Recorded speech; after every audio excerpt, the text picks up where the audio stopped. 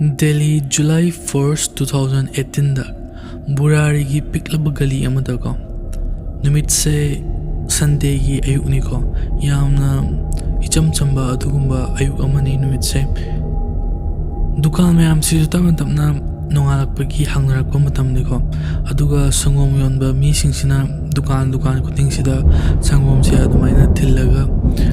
tawnarakpa ayuk nongalakpagi ko moigi mai routine tawnarakpa matam ni aduga lapna khoigi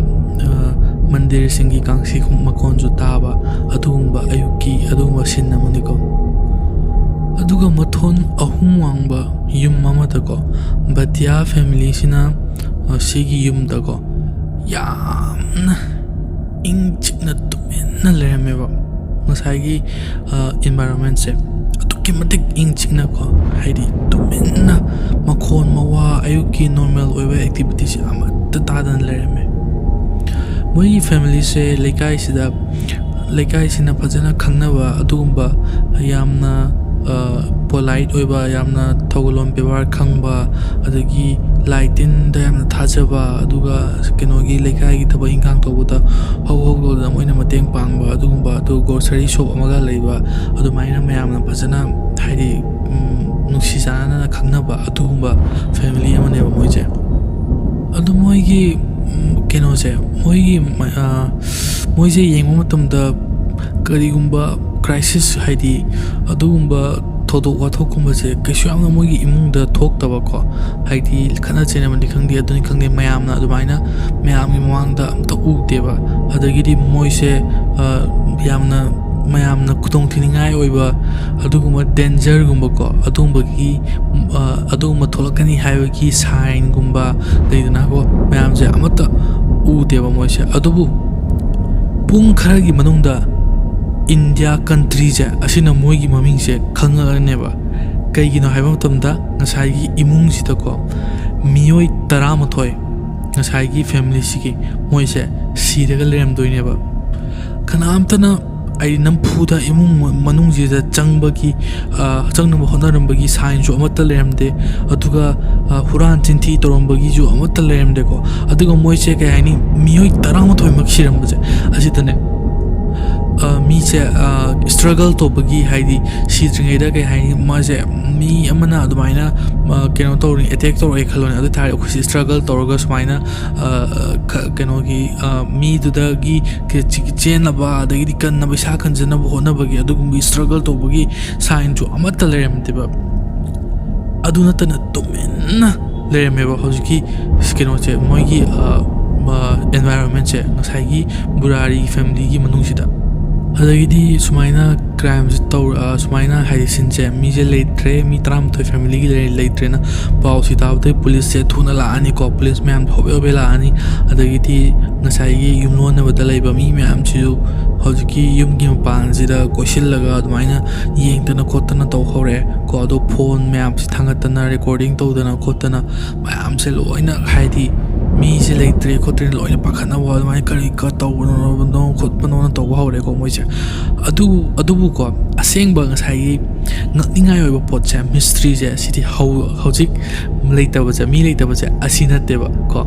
ngasai gi investigator mayam do aduna ko matam kharam ki matungda yamna thuna moise crime sinsidagi hendoktana moina diaries mayam ama ko ngasai gi diary mayam ama phangani ko sigi diary mayam sida ngasai gi khutna iraga adumaina entry mayam ama leremgani entry mayam singche akoi gi yamna kaini detail da ko yamna macha khaina adumaina keno torumba instruction piba si tau haraga mi sida thauda thaba adu mi sida swaina ken instruction adu khudom bi thilaga tak kumba ko aduga kain lightin khorumbagi swaina khorumbadabani adaidi swaina tawgadabani ga haraga swaina keno ma'am se entry ma'am se diary de yarum doineba aduga diary sida moina yam toina haibase haidi akhoi lai thajagadabani aduga sina hairapase akhoi ingadabani adagidi mapandagi mioi sina mathakta leriba isor sina akhoi protection tobiribani aduni adani haiga yamna kaini ritual gi oiba adugumba lighting gi oiba adagidi abnormal oiba kay haini adugumba poche se mayam diary se iramdoineba sigi poche akoina thodok se yamna khanghodana adumaina wakal khanthadana adumain tokyo thodok nateba haidi tapna haidi mi ki wakal si kari no thaja halaga adumaina mi je manipulate tawraga adaidi moina tawdori pa poche ritual ni ko adum lai khorum mani aduni haraga moi masa se thaja halaga adagidi keno se lai khorum base sumaina khorum bodabani aduni adiga rehearsal ga tawraga ko adagidi moi se kenoma wakal sida chena thaja halaga adum lai gumbani haraga reference ga lawraga thaja halaga sumaina tauba adugumba entries mayam ama hojiki diary sida iraga lermade moi thengna doine ko ado India sina ngak ibse asise kamaina mi se taramatoi family gi se chamana na numit sida legi trino habisi natteba mi taramo entire family je asisina kamaina sigi thawong si tawda yaraga kamaina moi gi wakal duna kahani mi tarama thoi ki wakal hai to an ba wakal na tani natra mi gi wakal hai asi je mi gi mai myam se pula punjil halaga maina thodong ama adusu aduke matik sathi gra ba thodong ritual gumba ama adu da moi pulak si kamaina si raga sumaina ta si thogong se to na ba gi damakta yagri no si positive yamna kahani mi gi mental da sana ba manipulation to ba adu ma thodong sine ba koi India sida ngakri se adu ye koi Bhatia sing se moi se kanano ha ba se khangna yam to hona ji ko ado sigi wari se loy pho ba se khangna ba gi dong ta ko wari se kadai de gi haur khi ge ha ba se khangam toy ko adu na Bhatia family se mai matang da mo yeng ji ko Bhatia family se ngasai gi Santnagar Burari sida mo si lai ko adu ga ngasai gi moi gi yum sida generation ahum lai ngasai gi Narayani Devi ha ba keno se yum sigi mana head oidoni ko Narayani Devi su moi gi ke hai tare moi bu kum ko adu ga magi macha sing lai ko adu ga magi macha sing digi mamau sing ko adu ga moi gi masu sing ko adu maina lai moi se adu moi se samaj gi tongana tar ga laiba adu ma family na te ba adu moi se social life gi tongana tar anti social ga or ga laiba mi su na te adu ga tumin na ka hani yam secretive or family su na te ko moi se adu moi se yamna mi ne yeng da yamna ordinary oi ba adu ma family ne mo se adu ga ke hani lighten ko ram ba chat ba khot ba adu su moi se adum yawi adu ga moi gi plywood ki yamna keno successful oi ba business ama lai ko adu ga grocery ki business am su to moi se adagidi moi se festival ga se celebrate to dana adu ga moi se yamna happy family ne mayam hai ko adu ga moi gi lekai gi mi sing sina moi se haidi yum manung sida khana ba yam kanna launa mayam ta namba hekta khana ba ga sam ta de hai moi se adu moi gi dukan da lak ba customer sing se sina jo moi se yamna polite oi adu ga moi da yamna chapmana ba mi yengi kholi adu maina hai adu haidi mayam gi mama sida yeng ba da adu ki matik kai ani yum ji manung sida adu gumba tapna kai tharaka da ba system ma ama chathari khothari ga se amna mi ne yeng da kai su abnormality atta u de ba moi se hajab phana aduki mati normal oin leba family ama dona uye ba mapan da gi di moi se adubu sigi normal oiba family se asigi manungda aduki mati tapna ko honga iba mayam se nomagi khajik sumaina honga iba mentality aduga sigi fattaba sigi decision ama ngasai incident to adu oyak nabagi damota honar iba mayam sidi mayam gina uba ngamde bako ado ngasai gi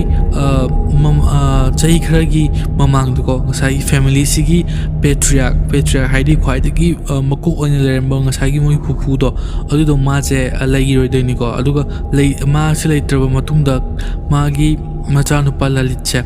yamna mapa se lei kitabaki yamna ma thamoida wajaba adumaina adagi mana mangonda yamna mapa likta wasida nungai chan thoki bako aduga moi ki relative sing haiba matamda keno se Lalit che wa ngang phoba ꯇꯣꯛꯈꯤ ꯍꯥꯏꯕ ꯃꯥꯁꯦ ꯋꯥ ꯉꯥꯡꯕ ꯊꯥꯗꯣꯛꯈ꯭ꯔꯒ ꯑꯗꯨꯃꯥꯏꯅ ꯌꯥꯝꯅ ꯃꯥꯅ ꯃꯄꯥ ꯂꯩꯇꯕꯒꯤ ꯃꯇꯥꯡꯁꯤꯗ ꯃꯥꯅ ꯌꯥꯝ ꯋꯥꯈꯤꯕꯗꯣ ꯑꯗ ꯃꯤ ꯈꯔꯅ ꯍꯥꯏ ꯃꯥꯅ ꯋꯥ ꯉꯥꯡꯕ ꯇꯣꯛꯈꯤꯕꯁꯦ ꯇ꯭ꯔꯣꯃꯥꯅꯅꯤ ꯍꯥꯏꯀꯣ ꯈꯔ ꯑꯃꯅ ꯑꯗꯣ ꯈꯔ ꯑꯃꯅ ꯁꯥꯏꯀꯣꯂꯣꯖꯤꯀꯦꯜ ꯕ꯭ꯔꯦꯛꯗꯥꯎꯟ ꯇꯧꯕꯅꯅꯤ ꯍꯥꯏ ꯈꯔ ꯑꯃꯅ ꯁ꯭ꯄꯤꯔꯤꯆꯨꯋꯦꯜꯒꯤ ꯑꯣꯏꯕ ꯑꯗꯨꯒꯨꯝꯕ ꯗꯤꯁꯇꯔꯕꯦꯟꯁ ꯃꯌꯥꯝ ꯑꯃ ꯂꯩꯕꯅꯅꯤ ꯍꯥꯏꯀꯣ ꯑꯗꯨꯕꯨ ꯃꯥꯁꯦ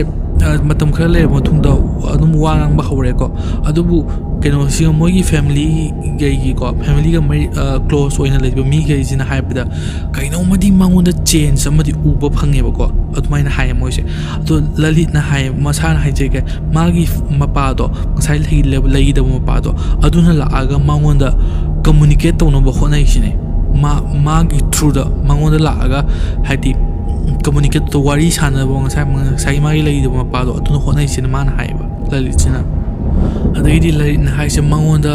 ꯁꯨꯃꯥꯏꯅ ꯒꯥꯏꯗꯦꯟꯁ ꯃꯌꯥꯝ ꯑꯃ ꯄꯤꯀꯣ ꯑꯗꯨꯒ ꯃꯉꯣꯟꯗ ꯑꯦꯗꯚꯥꯏꯁ ꯁꯤ ꯇꯧꯒꯗꯕꯅꯤ ꯁꯤ ꯇꯧꯔꯗꯤ ꯅꯣꯏꯒꯤ ꯏꯃꯨꯡꯁꯦ ꯐꯗꯣꯏꯅꯤ ꯈꯣꯠꯇꯣꯏꯅꯤ ꯑꯗꯨꯗꯤ ꯏꯃꯨꯡꯁꯦ ꯑꯩꯅ ꯄ꯭ꯔꯣꯇꯦꯛ ꯇꯧꯗꯣꯏꯅꯤ ꯑꯩꯅ ꯍꯥꯏꯕ ꯈꯨꯗꯤꯡꯃꯛ ꯅꯣꯏ ꯁꯤ ꯇꯧꯒꯗꯕꯅꯤ ꯁꯤ ꯇꯧ ꯑꯗꯒꯤꯗꯤ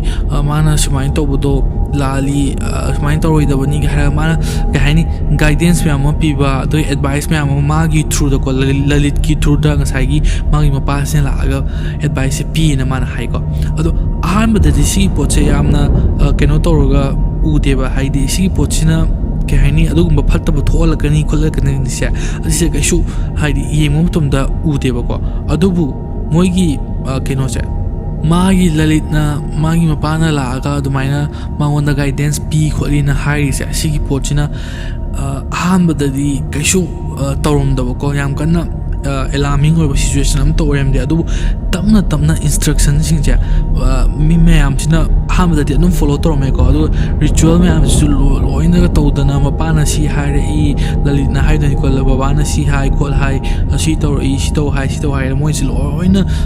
ꯂꯥꯏ ꯇꯤꯟ ꯁꯤ ꯈꯣꯏꯔꯝꯃꯨꯒ ꯍꯥꯏꯔꯛꯄꯁꯦ ꯃꯣꯏ ꯂꯣꯏ ꯈꯣꯏꯔꯝꯗꯣꯏꯅꯤ ꯑꯗꯨꯒ ꯊꯥꯖꯕꯁꯦꯀꯣ ꯃꯣꯏꯒꯤ ꯕꯕꯥꯅꯕꯨ ꯍꯥꯏꯔꯛꯑꯕꯗꯤ ꯁꯤ ꯊꯥꯖꯔꯒꯗꯕꯅꯤ ꯃꯣꯏꯁꯦ ꯃꯃꯤꯠ ꯎꯏꯁꯤꯜꯂꯒ ꯑꯗꯨꯝ ꯂꯥꯏꯁꯦ ꯈꯣꯏꯔꯝꯗꯣꯏꯅꯤꯀꯣ ꯑꯗꯨꯒ ꯉꯁꯥꯏꯒꯤ ꯁꯨꯃꯥꯏꯅ ꯈꯣꯏꯔꯝꯕꯁꯤꯅ ꯑꯗꯨꯝ ꯃꯣꯏꯁꯦ ꯊꯥꯖꯕꯁꯦ ꯑꯣꯜꯂꯛꯑꯦ ꯑꯗꯨꯒ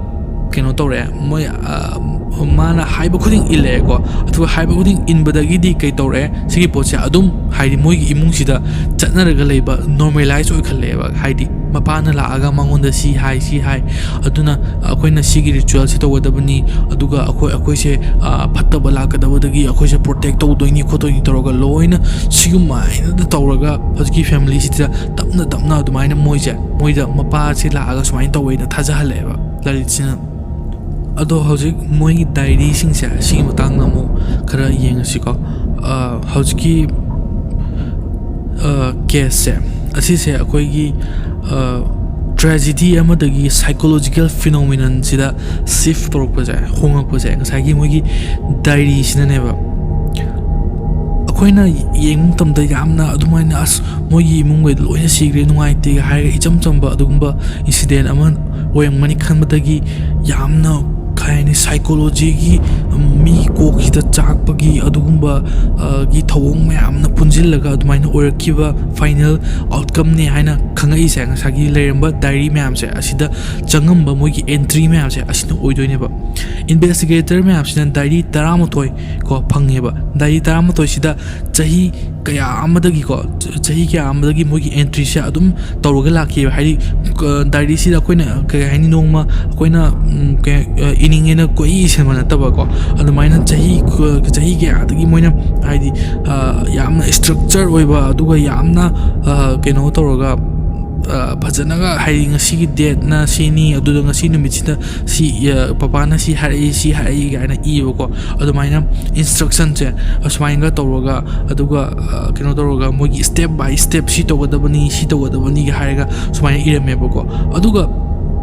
ꯌꯥꯝꯅ ꯇꯣꯏꯅ ꯄꯟꯕꯁꯦ ꯃꯣꯏꯒꯤ ꯑꯩꯈꯣꯏ ꯂꯥꯏꯗ ꯊꯥꯖꯒꯗꯕꯅꯤ ꯕꯕꯥꯅ ꯍꯥꯏꯔꯛꯄꯁꯦ ꯊꯥꯖꯒꯗꯕꯅꯤ ꯑꯗꯨꯒ ꯑꯩꯈꯣꯏꯁꯦ ꯄꯨꯟꯅ ꯂꯩꯒꯗꯕꯅꯤ ꯑꯗꯨꯒ ꯕꯕꯥꯒꯤ ꯁꯤꯒꯨꯝꯕ ꯔꯤꯆꯨꯋꯦꯜ ꯃꯌꯥꯝꯁꯤꯗ ꯑꯩꯈꯣꯏꯁꯦ ꯊꯋꯥꯏ ꯌꯥꯎꯅ ꯇꯧꯒꯗꯕꯅꯤ ꯑꯗꯨ ꯑꯣꯏꯇꯥꯔꯒꯗꯤ ꯑꯩꯈꯣꯏꯁꯦ ꯐꯠꯇꯕ ꯃꯌꯥꯝ ꯂꯥꯛꯄꯗꯒꯤ ꯉꯥꯛꯄꯤꯒꯗꯣꯏꯅꯤ ꯈꯣꯠꯇꯣꯏꯅꯤꯒ ꯇꯧꯔꯒ ꯃꯌꯥꯝ ꯏꯔꯝꯃꯦꯕ ꯑꯗꯨꯒ ꯌꯥꯝ ꯇꯣꯏꯅ ꯏꯕ ꯁꯦꯟꯇꯦꯟꯁ ꯑꯃꯁꯤꯅ ꯀꯩꯅꯣ ꯍꯥꯏꯕ ꯃꯇꯝꯗ ꯉꯁꯥꯏꯒꯤ ꯃꯣꯏꯒꯤ ꯐꯦꯃꯤꯂꯤꯁꯦ asida ritual ama tawgadabani sine hadi lai tin khoirambagi adungba thaba ama tawgadabani sigi pochina family se asise protect tawgadoini hai aduga moise sibadagi ngakthok toini adumaina hinghodoini ga torga ma iramme ko amaina moigi ngasai divine oiba adungba power do moigi father legi dabato aduna moigi ponchi da lakadaba awawa mayam sidagi kanbi doini aduna aina haibasi lawgadabani khodabani hadi instruction mi sida taga khudumbi thilaga si to haibagi style da mayam ma entry se diary si lermeba aduga diary sida irambase moigi ritual se kamaina pangthokani ko aduga moigi mi singse moigi burari family gi mi singsina ritual matam sida kai jaga ta noi si lep kadabano aduga moina kari mantra singse son kadabano aduga moina ritual to matam da kahani 100% nangi belief to thaja kadabani aduga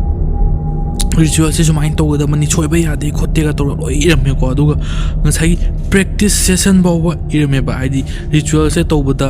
sumaina to aseng ritual to dike mawang da noi practice to da mani khol ka da mani ha ga ko aduna sigi pose haini kahani khangudana khangto to ko na te ba tapna adumaina diary se iraga tapna kahani ngasi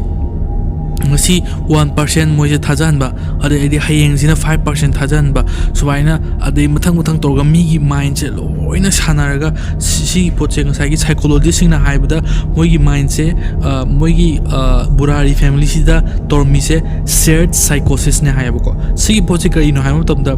dominion oiba mi amana ko magi delusional oiba wakal se sigi poche family natraga magi circle da leba adungba mi khara se asida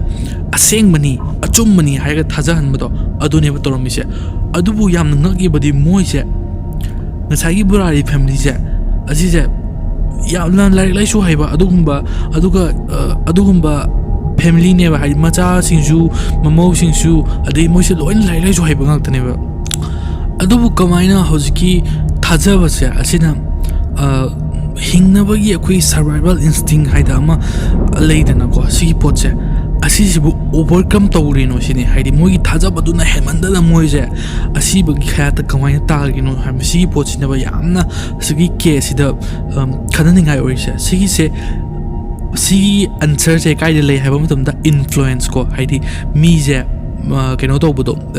mi sida influence pisalaga si tordi fai sina sini adumaina thaja hanbado aduga tapna oidaba asengdaba pochisu tapna sidi kaisu nate aduni adani haiga normalize toklakdo haidi akoina normal oidaba potse normalize toklakba ado influence ana piba aduga nungti khudingi haidi moigi nusijana leminariba nangi mamani khangde babani khangde aduna ibema si tordi si to godabani si to god me haiga potse haidi mayam toronda bathabukche adum moigi imung sida tapna nomogi khajik to holaga normalize ohengi bodo almain toraga delusional moigi shared psychosis asmaina spread toraga family sida ko smaina leibaneba aduna deba ngasai last outcome je adu kimatik thiba am tholok toje admaina nungti nangi friend circle natraga nangi close family members sing do admaina adum hairabani nangi brains na ju si potse accept pamatamna emotions mayam je asije tamna accept to ba hogi toine ba aduna haidi nangna last stage to bawa changi ba tamdane nangje nangi survival instinct to adusu kauthoki doine ba admaina to ba case ogi doine ba burari case aduga akhoi mayam sigi ko yamna main oiba character ma yawri ko moi wari sita sigi je kanano lalit ne ba ko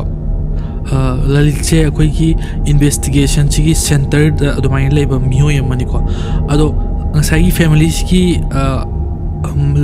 kenogi incident thoktingai gi ko adugumba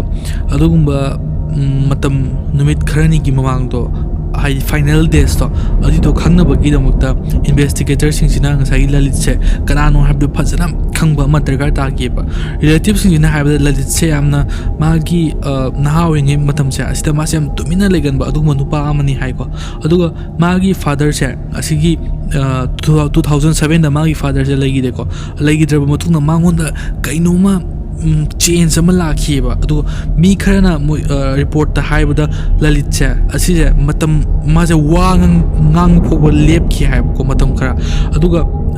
khara man haise sigi poche trauma na oram shuai adu khara man haise psychological disturbance lebana oram shuai hai ko adubu public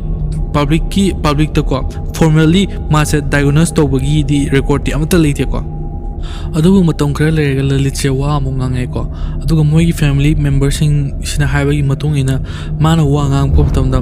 ꯍꯥꯏꯗꯤ ꯃꯥꯅ ꯍꯥꯏꯁꯦ ꯃꯥꯒꯤ ꯃꯄꯥꯒꯤ ꯁ꯭ꯄꯤꯔꯤꯠꯇꯣ ꯑꯗꯨꯅ ꯃꯉꯣꯟꯗ guidance ꯄꯤꯔꯛꯑꯦ ꯁꯤꯅꯤꯀꯣ ꯑꯗꯨꯒ ꯃꯉꯣꯟꯗ ꯃꯥꯒꯤ ꯊ꯭ꯔꯨꯗꯀꯣ ꯑꯗꯨꯃꯥꯏꯅ ꯒꯥꯏꯗꯦꯟꯁ ꯄꯤꯔꯒ ꯃꯥꯅ ꯍꯥꯏꯔꯤꯁꯤꯡꯗꯣ ꯃꯥꯒꯤ ꯃꯄꯥꯅ ꯍꯥꯏꯔꯛꯄꯅꯤ ꯁꯤꯅꯤꯀꯣ ꯑꯍꯥꯟꯕꯗꯗꯤ ꯁꯤꯒꯤ ꯄꯣꯠꯁꯤꯅ ꯀꯩ ꯍꯥꯏꯅꯤ ꯀꯩꯁꯨ ꯑꯦꯂꯥꯔꯃꯤꯡ ꯑꯣꯏꯕ ꯁꯤꯆꯨꯋꯦꯁꯟ ꯑꯃꯠꯇ ꯊꯣꯛꯍꯜꯂꯝꯗꯦꯀꯣ ꯑꯗꯨꯕꯨ ꯇꯞꯅ ꯇꯞꯅ ꯀꯩ ꯍꯥꯏꯅꯤ ꯌꯥꯝꯅ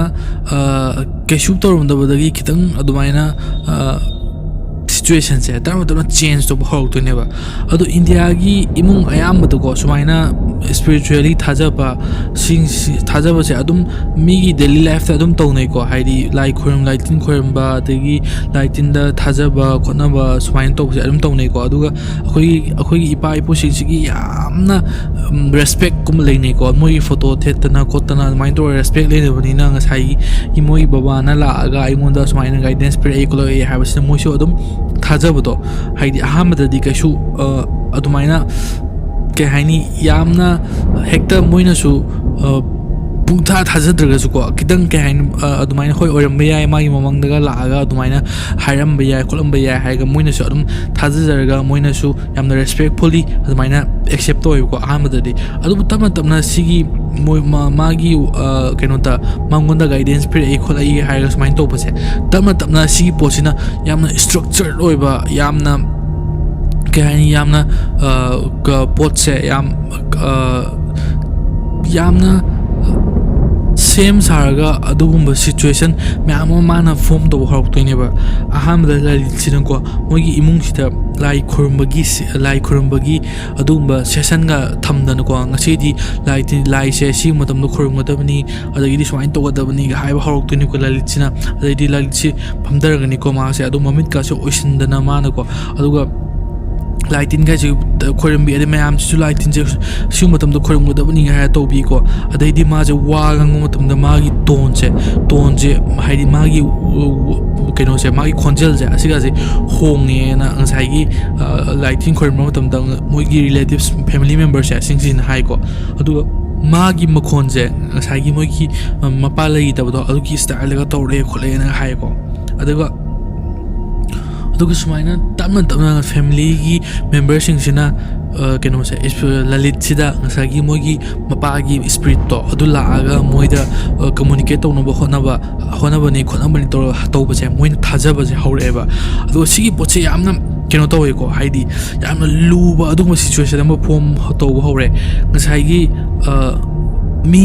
मीसे अमुक्तंग हाइदी एक्सेप्ट तौगदैदी माजे मोइगी बाबा ना लागा अदुमाइना केनो गाइडेंस कुंबा अदुगा एडवाइस कुंबा मैम से पीबनी खोपनी सुमाइना तो थाजबसे हौगदैदी अखोइन वहांग हंगबसे असिदे याम डिफिकल्ट ओइबा हाइदी कमाइना वहांग दो हंगुदोइनो हाइ मैम सिना तमना अदुमाइना थाजबसे हौरअबनेबको अदुगा वहांग हंगबसे ngamaktregadi adum ngasai thajariba poto aduna nangje overcome toroga nangi tamna असेंबा नॉर्मल ओइदबो पोचे सिजु नॉर्मलाइज तो बहौरख्रेब मोइगी इमुंग मनुसि तपना हाइ नोंगमदा खंगदो थोरपु नतेको सुमाइना हाइ नोंगमना प्रेयर सेशन जे मु तौगनी अदे मपाना सि हारे सि तौगनी अदुगाना खरा तौगान सिदा हाइ मोइगी फैमिली से चौखलकबा अदगिदी बिजनेस का जे फजन चखलकबा माइ तौदना हाइ मोइजे थाजबसे तपना बिल्ड तौबा अदुम चाही हाइदी नोंगमगी सुम हौरेबा अदो इन्वेस्टिगेटर्स मैम जी ngसागी डायरी से असिगी यामना हाइ मागी मौ नेचर से कमाइन तो याम मतंदा डायरी सिदा तोरंबा इंस्ट्रक्शन मैम जे डायरी की एंट्री मैम जे अहमदा यामना ngasiदी सि तौदबनी हाइ याम एक्सट्रीम ओइबा एक से सि तौदबनी हाइ एंट्री सि तोरमदेबा अमाइ तमना अहमदा याम सिंपल ओइबा पोचिन हरक्तोइनेको अदुगा ngasiदी लाइचे सि मतमदो खुरमगदबनी हाइबको अदुमाइना तमना हरक्पनेबा अदुबु चाही कया कोन था क्या की मतुंगिनको मोइसे यामना स्पेसिफिक कोइबसे हरक्तोइनेबा हाइदी ngasiना si poche toradi noi do si to ba yade aduna keno se lai khorma matamda adu to godabani ko aina habse ingadabani aduga angang sing do phone ga pai bu pa toina pai de na ba mai to godabani ga hai ko aduga keno to ba matamda ka hani yamna ritual je asita yam thaja halaga babana si harakpani adu to pani to lalit china hekta ngasai diary sida nongti gi khara ga toromda ki yamna keno to se poche tamna sum sathi bi hengal toine ba to adi do psychology da kai haya ba matam da sigi poche ngasi ngasai gi iramba do ngasai lalina iramba poto adi do toru ba matam da hek apho se orakpa aduga ngasai gi keno sing do moi business do kitang he chokholak bo admaina tungti gi khara sum keno thabak ama toru mo to thajarak pasina ma ki thajabo do amuk kitang hinga toine ba adumai torga mathang lalina diary si ta wona iramani ko adu thok to hek toru mo tamda chaukhut pa apha se hek khara mo re pa adumai to thajaba se khara am ko mo hingalak ba adumai torga thajaba se tungti gi tamna sumaina form to bhok toine ba aduga moi gi family je asina ngasai lalit ki mayukta amata ngang deba aduga thabak si so amata taw deba aduna moina mayam sina so adum thajaraga lalit na haibado adum yarga la ko neba aduga diary sina moida thajali ja ngasai gi moi gi ritual sing toba adagi lungti lai khorum ba ko aduga macha asidagi hendoktana yamna disturbing oise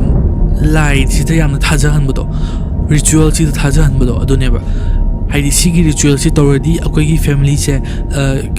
sibada gi ngak thok toini kan bi toini ga doroga admaina nungti gi tamma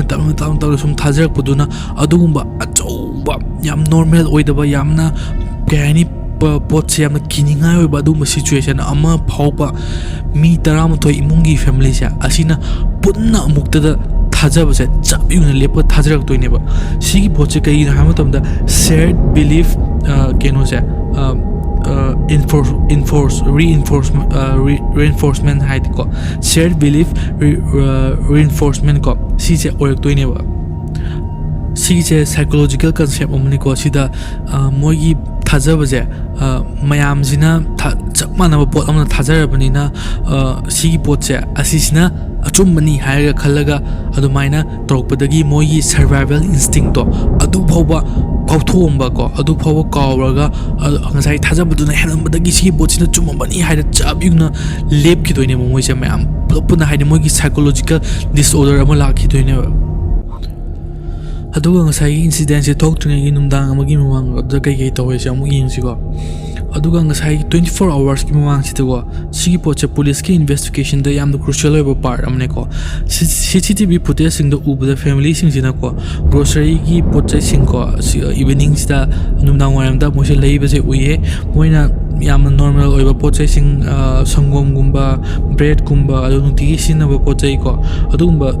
leiba uye ko aduna yam yengo tam da shu panic oina ba id pakhat number khona ko adumba amta ute aduga haidi poche sing je leiba mayam se asina kaini ngasina masina ngasai thokdok ama tholokadore hairaga akhoi leidena kenogumba crime ama torom daira akhoi gi criminal singina leiba poche sing jai kenogumba haidi criminal gi weapon gumba adugumba hekta legally dena cover up ka tongba adugumba je amata uteba adu neighbor singina haiba matamna moise moina su haidi moida wari sanaba khona ba sita matamda unusual oiba adugumba poche sing je amata ta deba aduna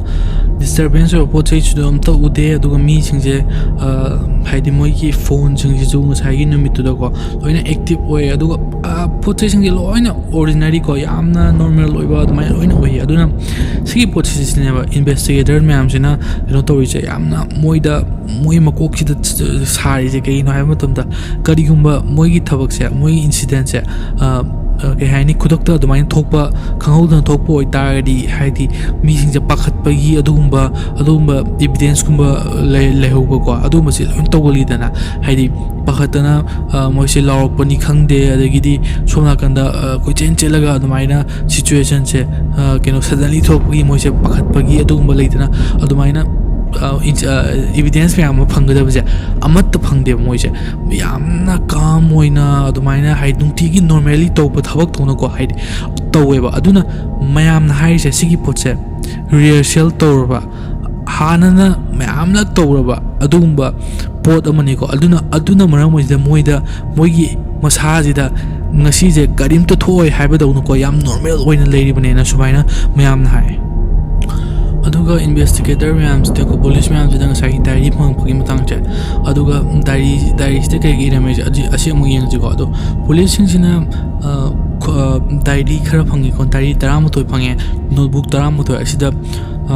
handwriting da ko khudna iraga adumaina entry torga mayam ama leirame sei poche diary sing je yengmo tam da chahi 10 ko decade ama ko adumu kuina ko irmaba diary ngakta ne phangi se moina aduga sigi potse yamna boida irami se ke haini nungti gi adumaina tawba thabak sing ko aduga business ki oiba potchai sing aduga yumda ke thoi adu ada myam ama loina irami diary se normal oiba potchai sing ju adum irami ko aduga tamna sumaina irambadagi ritual gi oiba ko hari lighting khorma gi adumba sumaina tawdabani har instruction gu main tawba myam iramba moina thingna gi eba aduga yamna special oiba moigi lighting khorma gi numit ama isu irami ko sida kamaina moise lab kani ko kai jaga da lab kani aduga moise aikta nangse lighting khoram basida 100% na sa thajaga da bani admain toruga ko admaina irame aduga mathaki adumba mathakta leiba ishor se asina la aga noise kanbi doini ko toini aduga yamna hanjina iba aduga yamna chilling oiba yamna kining oiba poche kari no aiba matamda kanamta siroi hana irame ba adu itardi moina tawriba potche hari ngasai gi mi singje asina ngasa ritual se tawbu matamda moi masana outcome se asije siroina masana loi thajan modu mayam sida kana gumba natraga kari gumba force ama se ngasai gi mapanda gi la ga moi kanbi gani adumaina moi se thaja leba pull up haidi moi gi makok sida psychology loina moina manipulate toraga sai lalit china to main to ka thajan grabane ba adumai to da sigi potche suicidal mi taram toise chapmana na suicidal tobani haiba sidagi ngasai gi moi gi wakan sida mayamna kai haina khalan grab matumda moise moina ritual ama tobani ritual sigi outcome se asise siba outcome oiroi sigi outcome se afaba oigani outcome sida ngasai mapandagi spiritually ko mi force ama la ga moise kanbi gani aduna moise masana sigani habse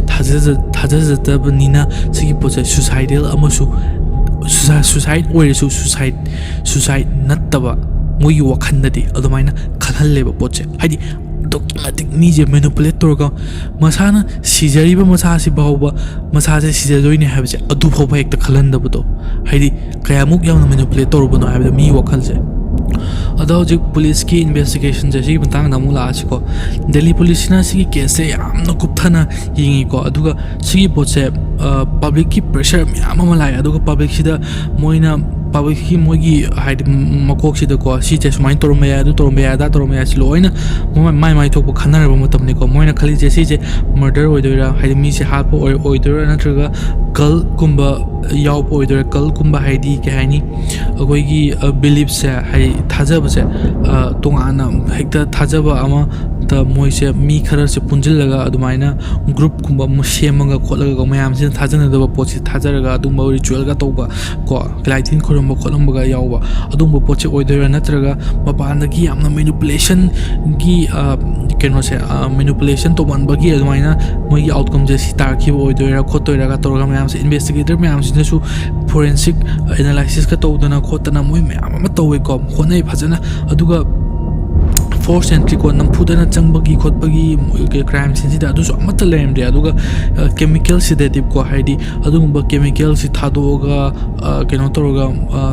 moije wan thanbi ga toriber ja khotpa ja ga tobo sida su karimta evidence su phangre aduga mapandagi chang poem tardi moi fingerprint ga lembra kholumba ga yimu da fingerprint ga so amata lemde ko pandagi mina changak the moije khalle aduganda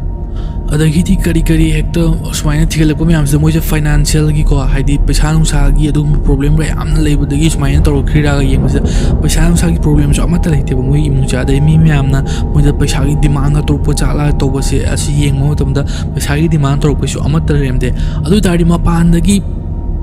ꯍꯥꯏꯗꯤ ꯃꯣꯏꯒꯤ ꯏꯟꯁꯤꯗꯦꯟꯁꯦ ꯊꯣꯛꯅꯕ ꯐꯣꯔꯁꯁꯦ ꯃꯄꯥꯟꯗꯒꯤ ꯑꯗꯨꯃꯥꯏꯅ ꯑꯗꯨꯝ ꯃꯄꯥꯟꯒꯤ ꯑꯣꯏꯕ ꯑꯗꯨꯒꯨꯝꯕ ꯃꯔꯝꯁꯦ ꯑꯃꯠꯇ ꯂꯩꯇ꯭ꯔꯕꯅꯤꯅ ꯍꯧꯖꯤꯛꯀꯤ ꯄꯨꯂꯤꯁ ꯃꯌꯥꯝꯁꯤꯅ ꯃꯅꯨꯡꯒꯤ ꯑꯣꯏꯕ ꯃꯔꯝ ꯐꯦꯃꯤꯂꯤꯁꯤꯒꯤ ꯃꯅꯨꯡꯁꯤꯗ ꯀꯔꯤ ꯊꯣꯛꯏ ꯍꯥꯏꯕꯗꯣ ꯑꯗꯨꯗ ꯑꯣꯏꯅ ꯌꯦꯡꯕ ꯍꯧꯔꯛꯑꯦꯕ ꯑꯗꯨ ꯌꯦꯡꯀꯥꯟꯗꯅꯦꯕ ꯉꯁꯥꯏꯒꯤ ꯗꯥꯏꯔꯤꯁꯤꯗ ꯂꯣꯏꯅ ꯇꯧꯔꯝꯃꯤꯕ ꯄꯣꯠꯁꯦ ꯑꯁꯤꯅ ꯑꯣꯏꯔꯛꯇꯣꯏꯅꯦꯕ ꯑꯗꯨꯃꯥꯏꯅ ꯗꯥꯏꯔꯤꯁꯤꯅ ꯀꯔꯤ ꯇꯧꯔꯛꯈꯤ ꯍꯥꯏꯕꯗꯣ ꯑꯗꯨꯏꯗꯣ ꯑꯩꯈꯣꯏ ꯑꯃꯨꯛ ꯌꯦꯡꯉꯁꯤꯀꯣ ꯗꯥꯏꯔꯤꯁꯤꯅ ꯇꯧꯍꯜꯂꯤꯁꯦ ꯀꯔꯤꯅꯣ ꯍꯥꯏꯕ ꯃꯇꯝꯗ ꯁꯦꯌꯔ ꯁꯥꯏꯀꯣꯁꯤꯁꯁꯦ ꯑꯁꯤꯁꯦ ꯑꯣꯏꯗꯣꯏꯅꯦꯕꯀꯣ ꯗꯥꯏꯔꯤꯁꯤꯅ ꯉꯁꯥꯏꯒꯤ ꯏꯃꯨꯡꯁꯤꯗ ꯀꯩꯅꯣ ꯇꯧꯍꯜꯂꯝꯃꯤꯁꯦ ꯍꯥꯏꯗꯤ ꯁ꯭ꯄ꯭ꯔꯦꯗ ꯇꯧꯔꯤꯁꯦ ꯑꯗꯣ ꯁꯦꯌꯔ ꯁꯥꯏꯀꯣꯁꯤꯁꯁꯦ ꯑꯃꯨꯛ ꯈꯪꯃꯤꯟꯅꯁꯤꯀꯣ ꯁꯤꯁꯦ ꯑꯦꯛꯁꯄꯔꯠꯁꯤꯡꯅ ꯍꯥꯏꯕꯗ ꯕꯨꯔꯥꯔꯤ ꯀꯦꯁ ꯑꯦꯛꯁꯄꯔꯠꯁꯤꯡꯁꯤꯅꯀꯣ ꯐꯖꯅ ꯕꯨꯔꯥꯔꯤ ꯀꯦꯁꯁꯦ ꯌꯦꯡꯕ ꯃꯇꯝꯗ ꯁꯥꯏꯀꯣꯂꯣꯖꯤꯀꯦꯜ ꯇꯥꯔꯝ ꯑꯃꯀꯣ ꯌꯥꯝ ꯇꯣꯏꯅ ꯑꯗꯨꯝ ꯃꯄꯥꯟꯁꯤꯗ ꯍꯥꯏꯗꯤ ꯕꯨꯔꯥꯔꯤ ꯀꯦꯁꯁꯤꯕꯨ ꯍꯦꯛ ꯌꯦꯡꯕ ꯃꯇꯝꯗ ꯁꯥꯏꯀꯣꯂꯣꯖꯤꯀꯦꯜ ꯇꯥꯔꯝ ꯑꯃ ꯍꯦꯛꯇ ꯊꯣꯛꯂꯛꯑꯦꯕ ꯁꯤꯒꯤ ꯄꯣꯠꯁꯦ ꯀꯔꯤꯅꯣ ꯁꯦꯌꯔড ꯁꯥꯏꯀꯣꯇꯤꯛ ꯗꯤꯁꯑꯣꯔꯗꯔ ꯍꯤꯁꯇ꯭ꯔꯤꯗ ꯁꯤꯒꯤ ꯄꯣꯠꯁꯦ ꯐꯣꯂꯤꯑꯦꯗꯤꯌꯣꯛꯁ ꯍꯥꯏꯔ ꯈꯪꯅꯤꯀꯣ ꯁꯤꯁꯦ ꯑꯩꯈꯣꯏꯅ ꯁꯤꯝꯄꯜ ꯇꯥꯔꯝꯗ ꯍꯥꯏꯕ ꯃꯇꯝꯗ ꯁꯤꯒꯤ ꯀꯟꯗꯤꯁꯟꯁꯦ ꯌꯥꯝꯅ ꯃꯤꯑꯣꯏ ꯑꯃꯅꯀꯣ ꯍꯥꯏꯗꯤ ꯗꯣꯃꯤꯅꯦꯟ ꯑꯣꯏꯕ ꯑꯗꯨꯒꯨꯝꯕ ꯃꯤꯑꯣꯏ ꯑꯃꯅ ꯃꯥꯒꯤ ꯗꯤꯂꯨꯖꯅꯦꯜ ꯊꯥꯖꯕ ꯍꯥꯏꯗꯤ ꯃꯥꯒꯤ ꯃꯀꯣꯛꯇ ꯑꯣꯏꯗꯕ ꯑꯗꯨꯒꯨꯝꯕ ꯊꯥꯖꯕꯗꯣ ꯁꯤꯒꯤ ꯊꯥꯖꯕꯁꯦ ꯇꯞꯅ ꯇꯞꯅ ꯉꯁꯥꯏꯒꯤ ꯃꯥꯒꯤ ꯑꯀꯣꯏꯕꯗ ꯂꯩꯔꯤꯕ ꯃꯤꯁꯤꯡꯁꯦ ꯑꯁꯤꯗꯁꯨ ꯊꯥꯖꯍꯜꯂꯛꯄ ꯑꯗꯨꯅꯦꯕ ꯁꯤꯒꯤ ꯄꯣꯠꯁꯦ ꯉꯁꯥꯏꯒꯤ ꯁꯥꯏꯀꯣꯂꯣꯖꯤꯀꯦꯜ ꯁꯦꯌꯔ ꯁꯥꯏꯀꯣꯇꯤꯛ ꯗꯤꯁꯑꯣꯔꯗꯔ ꯍꯥꯏꯁꯦ ꯍꯥꯏꯗꯤ ꯃꯥꯒꯤ ꯑꯀꯣꯏꯕꯗ ꯂꯩꯔꯤꯕ ꯃꯤꯁꯤꯡꯁꯦ ꯑꯁꯤꯗꯁꯨ ꯉꯁꯥꯏꯒꯤ ꯗꯣꯃꯤꯅꯦꯟ ꯑꯣꯏꯕ ꯃꯤ ꯑꯃ ꯂꯩꯗꯅ ꯑꯗꯨꯒꯤ ꯃꯥꯒꯤ ꯑꯣꯏꯗꯕ ꯊꯥꯖꯕꯗꯣ ꯑꯗꯨꯏꯗꯣ ꯃꯣꯏꯗꯁꯨ ꯊꯥꯖꯍꯜꯂꯛꯄ ꯑꯗꯨꯅꯦꯕ ꯑꯗꯨꯕꯨ ꯕꯨꯔꯥꯔꯤꯒꯤ ꯀꯦꯁꯁꯤꯗ ꯌꯥꯝꯅ ꯁꯤꯒꯤ ꯄꯣꯠꯁꯦ ꯑꯦꯛꯁꯇ꯭ꯔꯤꯝ ꯑꯣꯏꯔꯤꯁꯦ ꯀꯩꯅꯣ ꯍꯥꯏꯕ ꯃꯇꯝꯗ ꯃꯤꯁꯦ ꯑꯃ ꯑꯅꯤꯇꯪ ꯅꯠꯇꯦꯕ ꯃꯤ 19 ꯄꯨꯔꯥ ꯐꯦꯃꯤꯂꯤ ꯄꯨꯝꯅꯃꯛꯁꯦ ꯑꯁꯤꯅ ꯊꯥꯖꯔꯛꯇꯣꯏꯅꯦꯕ ꯉꯁꯥꯏꯒꯤ ꯂꯂꯤꯠꯀꯤ ꯃꯥꯒꯤ ꯗꯤꯂꯨꯖꯅꯦꯜ ꯀꯩꯅꯣꯗꯣ ꯕꯤꯂꯤꯞ ꯃꯌꯥꯝꯗꯣ ꯑꯗꯨꯅꯦꯕ ꯁꯤꯒꯤ ꯄꯣꯠꯁꯤꯗ ꯌꯥꯝꯅ ꯍꯥꯏꯗꯤ ꯕꯨꯔꯥꯔꯤ ꯀꯦꯁꯁꯤꯗ ꯑꯦꯛꯁꯇ꯭रीम ꯑꯣꯏꯅ ꯇꯧꯔꯤꯁꯦ ꯑꯗꯨꯒ ꯁꯤꯒꯤ ꯁꯦꯌꯔ ꯗꯤꯂꯨꯖꯟꯒꯤ ꯁꯨꯃꯥꯏꯅ ꯇꯧꯕ ꯀꯦꯁꯁꯤꯡꯁꯤꯗ ꯌꯥꯝ ꯇꯣꯏꯅ ꯌꯥꯎꯒꯟꯕꯀꯣ ꯀꯩꯅꯣ ꯈꯔ ꯂꯩꯀꯣ ꯍꯥꯏꯗꯤ ꯀꯦꯔꯦꯛꯇꯔ ꯈꯔ ꯂꯩ ꯁꯤꯒꯤꯁꯦ ꯀꯩꯅꯣ ꯍꯥꯏꯕ ꯃꯇꯝꯗ ꯑꯍꯥꯟꯕꯗ ꯗꯣꯃꯤꯅꯦꯟ ꯑꯣꯏꯕ ꯄꯔꯁꯣꯅꯦꯂꯤꯇꯤ ꯑꯃ ꯌꯥꯎꯔꯅꯤꯀꯣ ꯑꯗꯨꯒ ꯃꯊꯪꯗ ꯏꯃꯣꯁꯅꯦꯜꯂꯤ ꯗꯤꯄꯦꯟꯗꯦꯟ ꯑꯣꯏꯕ ꯏꯟꯗꯤꯕꯤꯖꯨꯋꯦꯜꯁ ꯈꯔꯁꯨ ꯌꯥꯎꯔꯅꯤ ꯍꯥꯏꯗꯤ ꯃꯣꯏꯁꯦ ꯀꯩꯅꯣꯁꯦ ꯀꯩ ꯍꯥꯏꯅꯤ ꯃꯥꯒꯤ ꯏꯃꯣꯁꯟꯁ ꯃꯥꯒꯤ ꯏꯍꯨꯜ ꯃꯌꯥꯝꯁꯦ ꯑꯁꯤꯁꯦ ꯃꯤꯉꯣꯟꯗ ꯇꯥꯡꯖꯕ ꯀꯣ ꯑꯗꯨꯒꯨꯝꯕ ꯃꯤꯑꯣꯏ ꯈꯔ ꯌꯥꯎꯔꯅꯤꯀꯣ ꯑꯗꯨꯒ ꯁꯣꯁꯤꯌꯦꯜ ꯂꯥꯏꯐ ꯍꯥꯏꯗꯤ ꯃꯌꯥꯝꯅ ꯇꯤꯟꯅꯔꯤꯕ ꯈꯣꯠꯅꯔꯤꯕ ꯃꯌꯥꯝꯁꯤꯗꯒꯤ ꯑꯥꯏꯁꯣꯂꯦꯁꯟ ꯇꯣꯉꯥꯟꯅ ꯇꯥꯔꯒ ꯂꯩꯕ ꯃꯤꯑꯣꯏ ꯈꯔꯁꯨ ꯑꯃꯨꯛ ꯌꯥꯎꯔꯅꯤ ꯑꯗꯨꯒ ꯍꯥꯏꯗꯤ ꯇꯞꯅ ꯁꯤꯒꯤ ꯄꯣꯠꯁꯦ ꯑꯁꯤꯗ ꯊꯥꯖꯔꯛꯄꯀꯣ ꯑꯗꯨꯒꯨꯝꯕ ꯃꯤꯑꯣꯏ ꯈꯔ ꯌꯥꯎꯔꯅꯤ ꯑꯗꯣ ꯁꯤꯒꯤ ꯄꯣꯠ ꯃꯌꯥꯝꯁꯦ ꯑꯁꯤ ꯕꯇꯤꯌꯥ ꯐꯦꯃꯤꯂꯤꯁꯦ ꯑꯁꯤꯗꯁꯨ ꯍꯥꯏꯗꯤ ꯃꯣꯏꯒꯤ ꯀꯦꯁꯁꯦ ꯑꯁꯤ ꯌꯦꯡꯕ ꯃꯇꯝꯗ ꯌꯥꯝꯅ ꯆꯥꯅꯩꯌꯦꯕ ꯑꯗꯣ ꯀꯃꯥꯏꯅ ꯇꯧꯔꯒ ꯆꯥꯅꯔꯤꯅꯣ ꯀꯔꯤꯗ ꯃꯣꯏꯁꯦ ꯃꯥꯟꯅꯕ ꯌꯥꯎꯔꯤꯅꯣ ꯁꯦꯌꯔ ꯗꯤꯂꯨꯖꯟ ꯀꯦꯔꯦꯛꯇꯔ ꯃꯌꯥꯝꯁꯦ ꯑꯁꯤꯗꯣ ꯑꯃꯨꯛ ꯌꯦꯡꯁꯤꯀꯣ ꯑꯗꯨꯒ ꯉꯁꯥꯏꯒꯤ ꯗꯣꯃꯤꯅꯦꯟ ꯑꯣꯏꯕ ꯀꯣ ꯑꯗꯨꯝ ꯃꯥꯗꯣ ꯑꯗꯨꯒꯤ ꯃꯇꯥꯡꯁꯤꯗ ꯑꯃꯨꯛ ꯌꯦꯡꯉꯁꯤꯀꯣ ꯃꯌꯥꯝ ꯏꯟꯚꯦꯁꯇꯤꯒꯦꯇꯔ ꯃꯌꯥꯝꯁꯤꯅ ꯍꯥꯏꯕ ꯃꯇꯝꯗ ꯂꯂꯤꯠꯁꯦ ꯑꯁꯤꯅꯦꯕ ꯉꯁꯥꯏꯒꯤ ꯂꯂꯤꯠꯀꯤ ꯕꯤꯍꯦꯕꯤꯌꯔꯁꯦ ꯑꯁꯤ ꯃꯣꯏꯅ ꯐꯖꯅ ꯌꯥꯝꯅ ꯀꯨꯞꯊꯅ ꯌꯦꯡꯉꯤꯀꯣ ꯑꯗꯣ ꯂꯂꯤꯠꯁꯦ ꯌꯥꯝꯅ ꯀꯩ ꯍꯥꯏꯅꯤ ꯁꯧꯒꯟꯕ ꯑꯗꯨꯒꯨꯝꯕ ꯏꯁꯧꯒ ꯂꯥꯡꯕ ꯑꯗꯨꯒ ꯃꯥꯁꯦ ꯀꯩ ꯍꯥꯏꯅꯤ ꯌꯥꯝꯅ ꯁꯥꯊꯤꯕ ꯃꯤꯒꯁꯦ ꯐꯨꯕ ꯑꯗꯨꯒꯨꯝꯕ ꯃꯤꯑꯣꯏ ꯅꯠꯇꯦꯕ ꯑꯗꯨꯕꯨ ꯑꯣꯊꯣꯔꯤꯇꯤꯒꯤꯗꯃꯛꯇꯗꯤꯀꯣ ꯑꯗꯨꯃꯥꯏꯅ ꯁꯥꯎꯒꯟꯕ ꯃꯤ ꯐꯨꯕ ꯄꯋꯔ ꯂꯩꯕ ꯑꯁꯤꯁꯦ ꯍꯥꯏꯗꯤ ꯃꯁꯥ ꯃꯎ ꯐꯕ ꯑꯁꯤ ꯗꯔꯀꯥꯔ ꯑꯝꯇ ꯇꯥꯗꯦ ꯑꯣꯊꯣꯔꯤꯇꯤ ꯍꯥꯏꯗꯤ ꯃꯉꯣꯟꯗ ꯄꯋꯔ ꯂꯩꯕ ꯑꯗꯨꯒ ꯃꯥꯅ ꯑꯣꯔꯗꯔ ꯄꯤꯕꯁꯦ ꯃꯤ ꯃꯌꯥꯝꯁꯤꯅ ꯏꯟꯕ ꯑꯗꯨꯕꯨ ꯑꯗꯨꯏꯗꯨꯅꯦꯕ ꯑꯣꯊꯣꯔꯤꯇꯤ ꯍꯥꯏꯁꯦ ꯑꯗꯣ ꯂꯂꯤꯠꯁꯤꯅ ꯀꯃꯥꯏꯅ ꯑꯣꯊꯣꯔꯤꯇꯤꯁꯦ ꯃꯥꯅ ꯐꯪꯉꯤꯅꯣ ꯍꯥꯏꯕꯁꯦ ꯑꯁꯤꯒꯤ ꯃꯇꯥꯡꯗ ꯑꯃꯨꯛ ꯌꯦꯡꯁꯤꯀꯣ ꯑꯣꯊꯣꯔꯤꯇꯤ ꯐꯪꯒꯦ ꯍꯥꯏ ꯇꯥꯔꯗꯤ ꯑꯍꯥꯟꯕꯗ ꯁ꯭ꯄꯤꯔꯤꯆꯨꯋꯦꯜ ꯄꯣꯖꯤꯁꯅꯤꯡ ꯑꯃ ꯗꯔꯀꯥꯔ ꯇꯥꯏꯀꯣ ꯍꯥꯏꯗꯤ ꯁ꯭ꯄꯤꯔꯤꯆꯨꯋꯦꯜꯒꯤ ꯑꯣꯏꯕ ꯑꯗꯨꯒꯨꯝꯕ ꯃꯥꯒꯤ ꯂꯩꯐꯝ ꯀꯣ ꯍꯥꯏ ꯃꯌꯥꯝꯅ ꯍꯦꯛ ꯌꯦꯡꯕ ꯃꯇꯝꯗ ꯃꯥꯁꯦ ꯂꯥꯏꯅꯤ ꯈꯣꯠꯅꯤꯒ ꯍꯥꯏꯔ ꯊꯥꯖꯕ ꯑꯗꯨꯒꯨꯝꯕ ꯃꯌꯥꯝꯒꯤ ꯃꯀꯣꯛ ꯊꯣꯡꯕꯅꯤꯒ ꯊꯥꯖꯕ ꯑꯗꯨ ꯑꯣꯏꯇꯥꯔꯗꯤ ꯃꯥꯅ ꯍꯥꯏꯕꯁꯦ ꯂꯣꯏꯅ ꯏꯟꯗꯣꯏꯅꯤꯀꯣ ꯑꯗꯨꯒꯨꯝꯕ ꯑꯗꯨꯃꯥꯏꯅ ꯇꯧꯔꯒ ꯑꯣꯊꯣꯔꯤꯇꯤ ꯐꯪꯕ ꯑꯃ ꯅꯠꯇ꯭ꯔꯒ ꯏꯃꯣꯁꯅꯦꯜꯂꯤ ꯕꯜꯅꯦꯔꯦꯕꯤꯂꯤꯇꯤ ꯑꯣꯏꯕꯀꯣ ꯍꯥꯏꯗꯤ ꯏꯃꯣꯁꯅꯦꯜꯂꯤ ꯀꯩꯅꯣꯁꯦ ꯌꯥꯝꯅ ꯃꯤꯁꯤꯡꯗꯤ ꯌꯥꯝꯅ ꯏꯃꯣꯁꯅꯦꯜꯂꯤ ꯌꯥꯝꯅ ꯋꯤꯛ ꯑꯣꯏꯅ ꯂꯩꯕ ꯃꯇꯝꯗ ꯃꯤ ꯈꯔꯅ ꯑꯗꯨꯃꯥꯏꯅ ꯂꯥꯛꯑꯒ ꯃꯣꯏꯁꯦ ꯍꯦꯜꯞ ꯇꯧꯕꯤꯔꯒ ꯏꯃꯣꯁꯅꯦꯜꯂꯤ ꯍꯦꯜꯞ ꯇꯧꯕꯤꯔꯒꯀꯣ ꯑꯗꯨꯃꯥꯏꯅ ꯇꯧꯕꯗꯒꯤ ꯃꯣꯏꯁꯦ ꯑꯣꯊꯣꯔꯤꯇꯤ ꯐꯪꯕ ꯀꯥꯡꯕꯨ ꯑꯃ ꯑꯗꯨꯒ ꯃꯊꯪꯗꯅ ꯐꯦꯃꯤꯂꯤ ꯍꯥꯏꯔꯥꯔꯀꯤ ꯐꯦꯃꯤꯂꯤ ꯍꯥꯏꯔꯥꯔꯀꯤ ꯍꯥꯏꯗꯤ ꯐꯦꯃꯤꯂꯤꯒꯤ ꯈ꯭ꯋꯥꯏꯗꯒꯤ ꯃꯀꯣꯛ ꯊꯣꯡꯕ ꯃꯤ ꯂꯩꯔꯅꯤ ꯑꯗꯨꯒꯤ ꯃꯊꯪꯗ ꯃꯆꯥꯁꯤꯡ ꯃꯆꯨꯁꯤꯡ ꯑꯗꯨꯃꯥꯏꯅ ꯇꯧꯔꯒ ꯍꯥꯏꯔꯥꯔꯀꯤ ꯈ꯭ꯋꯥꯏꯗꯒꯤ ꯑꯆꯧꯕꯁꯦ ꯃꯣꯏ ꯄꯨꯄꯨ ꯇꯥꯔꯦꯗꯅ ꯑꯗꯨꯃꯥꯏꯅ ꯇꯧꯕ ꯃꯥꯅ ꯍꯥꯏꯕꯗꯣ ꯏꯃꯨꯡꯁꯤꯗ ꯂꯣꯏꯅ ꯏꯟꯒꯗꯕꯅꯤ ꯍꯥꯏꯕ ꯑꯗꯨꯒꯨꯝꯕ ꯖꯦꯅꯦꯔꯦꯁꯅꯦꯜ ꯑꯣꯏꯕ ꯍꯥꯏꯔꯥꯔꯀꯤ ꯑꯃꯁꯨ ꯂꯩꯔꯦ ꯑꯗꯨ ꯅꯠꯇ꯭ꯔꯒꯅ ꯇ꯭ꯔꯣꯃꯥ ꯕꯣꯟꯗꯤꯡ ꯀꯣ ꯇ꯭ꯔꯣꯃꯥꯁꯦ ꯑꯁꯤꯅ ꯃꯔꯝ ꯑꯣꯏꯗꯨꯅ ꯆꯞ ꯃꯥꯟꯅꯕ ꯇ꯭ꯔꯣꯃꯥ ꯃꯉꯣꯟꯗꯁꯨ ꯊꯣꯛꯄ ꯑꯩꯉꯣꯟꯗꯁꯨ ꯊꯣꯛꯄꯀꯣ ꯁꯤ ꯃꯌꯥꯝꯁꯤꯅ ꯇ꯭ꯔꯣꯃꯥꯁꯤꯅ ꯃꯔꯝ ꯑꯣꯏꯔꯒ ꯇ꯭ꯔꯣꯃꯥꯁꯤꯅ ꯃꯤ ꯈꯔꯒꯤ ꯃꯅꯨꯡꯁꯤꯗꯀꯣ ꯃꯣꯏꯁꯦ ꯕꯣꯟ ꯑꯃ ꯃꯔꯤ ꯑꯃ ꯁꯦꯝꯃꯒ ꯑꯗꯨꯃꯥꯏꯅ ꯇꯧꯔꯒ ꯑꯣꯊꯣꯔꯤꯇꯤ ꯐꯪꯕ ꯑꯃ ꯑꯗꯣ ꯁꯤꯒꯤ ꯄꯣꯠꯁꯤꯗ ꯉꯁꯥꯏꯒꯤ ꯐꯦꯃꯤꯂꯤꯁꯦ ꯑꯁꯤꯗ ꯌꯥꯝꯅ ꯀꯩꯅꯣꯁꯦ ꯃꯣꯏꯗ ꯊꯣꯛꯈ꯭ꯔꯤꯁꯤꯅ ꯀꯔꯤꯅꯣ ꯍꯥꯏꯕ ꯃꯇꯝꯗ ꯉꯁꯥꯏꯒꯤ ꯀꯩꯅꯣꯁꯦ ꯑꯣꯏꯗꯣꯏꯅꯦꯕ ꯀꯩꯅꯣꯁꯦ ꯉꯁꯥꯏꯒꯤ ꯇ꯭ꯔꯣꯃꯥ ꯒ꯭ꯔꯤꯐꯁꯦ ꯑꯁꯤꯒ ꯈꯔ ꯍꯥꯏꯐꯦꯠ ꯃꯥꯟꯅꯩꯕ ꯁꯤꯒꯤꯁꯦ ꯐꯦꯃꯤꯂꯤꯁꯤꯅ ꯉꯁꯥꯏꯒꯤ ꯃꯣꯏꯒꯤ ꯄꯦꯇ꯭ꯔꯤꯌꯥꯔꯛ ꯍꯥꯏꯗꯤ ꯀꯩꯅꯣꯗꯣ ꯃꯣꯏꯒꯤ ꯄꯨꯄꯨꯗꯣ ꯑꯗꯨꯏꯗꯣ ꯈ꯭ꯋꯥꯏꯗꯒꯤ ꯃꯀꯣꯛ ꯊꯣꯡꯅ ꯑꯗꯨꯃꯥꯏꯅ ꯂꯩꯔꯝꯕꯅꯤꯗꯅ ꯉꯁꯥꯏꯒꯤ ꯐꯦꯃꯤꯂꯤ ꯍꯥꯏꯔꯥꯔꯀꯤ ꯁ꯭ꯇꯥꯏꯜꯅꯤꯀꯣ ꯑꯗꯣ ꯃꯥꯁꯦ ꯂꯩꯇ꯭ꯔꯕ ꯃꯇꯨꯡꯗ ꯏꯃꯨꯡꯁꯤꯅ ꯑꯗꯨꯛꯀꯤ ꯃꯇꯤꯛ ꯍꯥꯏꯗꯤ ꯃꯥ ꯂꯩꯇ꯭ꯔꯦ ꯍꯥꯏꯅ ꯃꯉꯣꯟꯗ ꯒ꯭ꯔꯤꯐ ꯑꯗꯨꯒ ꯃꯉꯣꯟꯗ ꯇ꯭ꯔꯣꯃꯥ ꯆꯥꯍꯧꯕ ꯑꯗꯨꯒꯨꯝꯕ ꯃꯌꯥꯝꯁꯦ ꯑꯁꯨꯃꯥꯏꯅ ꯇꯧꯕꯗꯒꯤ ꯃꯣꯏꯒꯤ ꯊꯃꯣꯏꯁꯤꯗ ꯃꯥꯒꯤ ꯑꯣꯏꯕ ꯑꯍꯥꯡꯕ ꯑꯃ ꯂꯩꯍꯧꯕꯗꯣ ꯑꯗꯨꯒꯤ ꯄꯣꯠꯇꯨꯅꯦꯕ ꯑꯗꯨ ꯑꯍꯥꯡꯕ ꯑꯃ ꯂꯩꯍꯧꯕꯗꯣ ꯑꯗꯨꯒꯤ ꯑꯍꯥꯡꯕꯗꯣ ꯀꯅꯥꯅ ꯃꯦꯟꯁꯤꯜꯂꯛꯇꯣꯏꯅꯣ ꯍꯥꯏꯕ ꯃꯇꯝꯗ ꯂꯂꯤꯠꯁꯤꯅ ꯃꯥꯒꯤ ꯃꯄꯥꯗꯣ ꯑꯗꯨꯅ ꯃꯉꯣꯟꯗ ꯂꯥꯛꯑꯒ ꯀꯝꯃꯨꯅꯤꯀꯦꯁꯟ ꯇꯧꯅꯕ ꯍꯣꯠꯅꯩ ꯍꯥꯏꯔꯒ ꯃꯥꯅ ꯑꯗꯨꯒꯤ ꯑꯍꯥꯡꯕꯗꯣ ꯃꯦꯟꯁꯤꯜꯂꯕꯅꯤꯅ ꯃꯌꯥꯝꯁꯤꯅ ꯂꯣꯏꯅ ꯃꯉꯣꯟꯗ ꯊꯥꯖꯔꯤꯗꯅ ꯉꯁꯥꯏꯒꯤ ꯒ꯭ꯔꯤꯐ ꯑꯗꯨꯃꯥꯏꯅ ꯇꯧꯔꯒ ꯇ꯭ꯔꯣꯃꯥ ꯂꯩꯍꯧꯕ ꯃꯌꯥꯝꯗꯣ ꯑꯗꯨꯒ ꯄ꯭ꯂꯁ ꯀꯩꯅꯣ ꯐꯦꯃꯤꯂꯤ ꯍꯥꯏꯔꯥꯔꯀꯤ ꯑꯗꯨꯒꯤ ꯑꯅꯤꯗꯨꯅ ꯄꯨꯜꯂꯒ ꯑꯣꯊꯣꯔꯤꯇꯤꯁꯦ ꯂꯂꯤꯠꯅ ꯐꯪꯈꯤꯗꯣꯏꯅꯦꯕ ꯑꯗꯨꯃꯥꯏꯅ ꯂꯂꯤꯠꯅ ꯐꯪꯕꯗꯒꯤꯗꯤ ꯑꯣꯊꯣꯔꯤꯇꯤꯁꯦ ꯃꯥꯅ ꯍꯥꯏꯕꯁꯤꯡꯗꯣ ꯂꯣꯏꯅ ꯏꯃꯨꯡꯁꯤꯅ ꯏꯜꯂꯛꯇꯣꯏꯅꯦꯕ ꯑꯗꯨꯃꯥꯏꯅ ꯇꯧꯔꯒ ꯉꯁꯥꯏꯒꯤ ꯁꯦꯌꯔ ꯁꯥꯏꯀꯣꯁꯤꯁꯁꯦ ꯍꯧꯔꯛꯇꯣꯏꯅꯦꯕ ꯑꯗꯨꯃꯥꯏꯅ ꯇꯧꯕꯗꯒꯤꯗꯤ ꯃꯥꯅ ꯃꯥꯒꯤ ꯀꯩꯅꯣ ꯃꯌꯥꯝꯁꯦ ꯏꯟꯁꯇ꯭ꯔꯛꯁꯟ ꯃꯌꯥꯝꯁꯦ ꯂꯣꯏꯅ ꯏꯟꯕ ꯍꯧꯔꯦꯀꯣ ꯑꯗꯨꯃꯥꯏꯅ ꯇꯞꯅ ꯇꯞꯅ ꯃꯥꯅ ꯍꯥꯏꯕ ꯏꯟꯁꯇ꯭ꯔꯛꯁꯟꯁꯤꯗꯒꯤ ꯐꯦꯃꯤꯂꯤꯒꯤ ꯀꯩꯅꯣꯁꯦ ꯈꯔ ꯆꯥꯎꯈꯠꯂꯛꯄ ꯃꯥꯒꯤ ꯐꯦꯃꯤꯂꯤꯒꯤ ꯕꯤꯖꯤꯅꯦꯁꯀꯥꯁꯦ ꯈꯔ ꯆꯥꯎꯈꯠꯂꯛꯄ ꯑꯗꯒꯤꯗꯤ ꯃꯣꯏꯁꯦ ꯃꯥꯅ ꯂꯂꯤꯠꯅ ꯍꯥꯏꯕꯗꯣ ꯃꯣꯏ ꯕꯕꯥꯅ ꯂꯥꯛꯑꯒ ꯑꯗꯨꯃꯥꯏꯅ ꯃꯣꯏꯒꯤ ꯏꯃꯨꯡꯒꯤ ꯐꯅꯕꯅꯤ ꯈꯣꯠꯅꯕꯅꯤꯒ ꯍꯥꯏꯔꯒ ꯇꯧꯕ ꯃꯌꯥꯝꯗꯣ ꯂꯣꯏꯅ ꯃꯣꯏꯁꯦ ꯊꯥꯖꯕꯁꯦ ꯇꯞ ꯇꯞꯅ ꯍꯧꯔꯦ ꯑꯗꯨꯃꯥꯏꯅ ꯑꯃꯨꯛꯇꯪ ꯊꯥꯖꯕꯁꯦ ꯍꯧꯒ꯭ꯔꯗꯒꯤꯗꯤ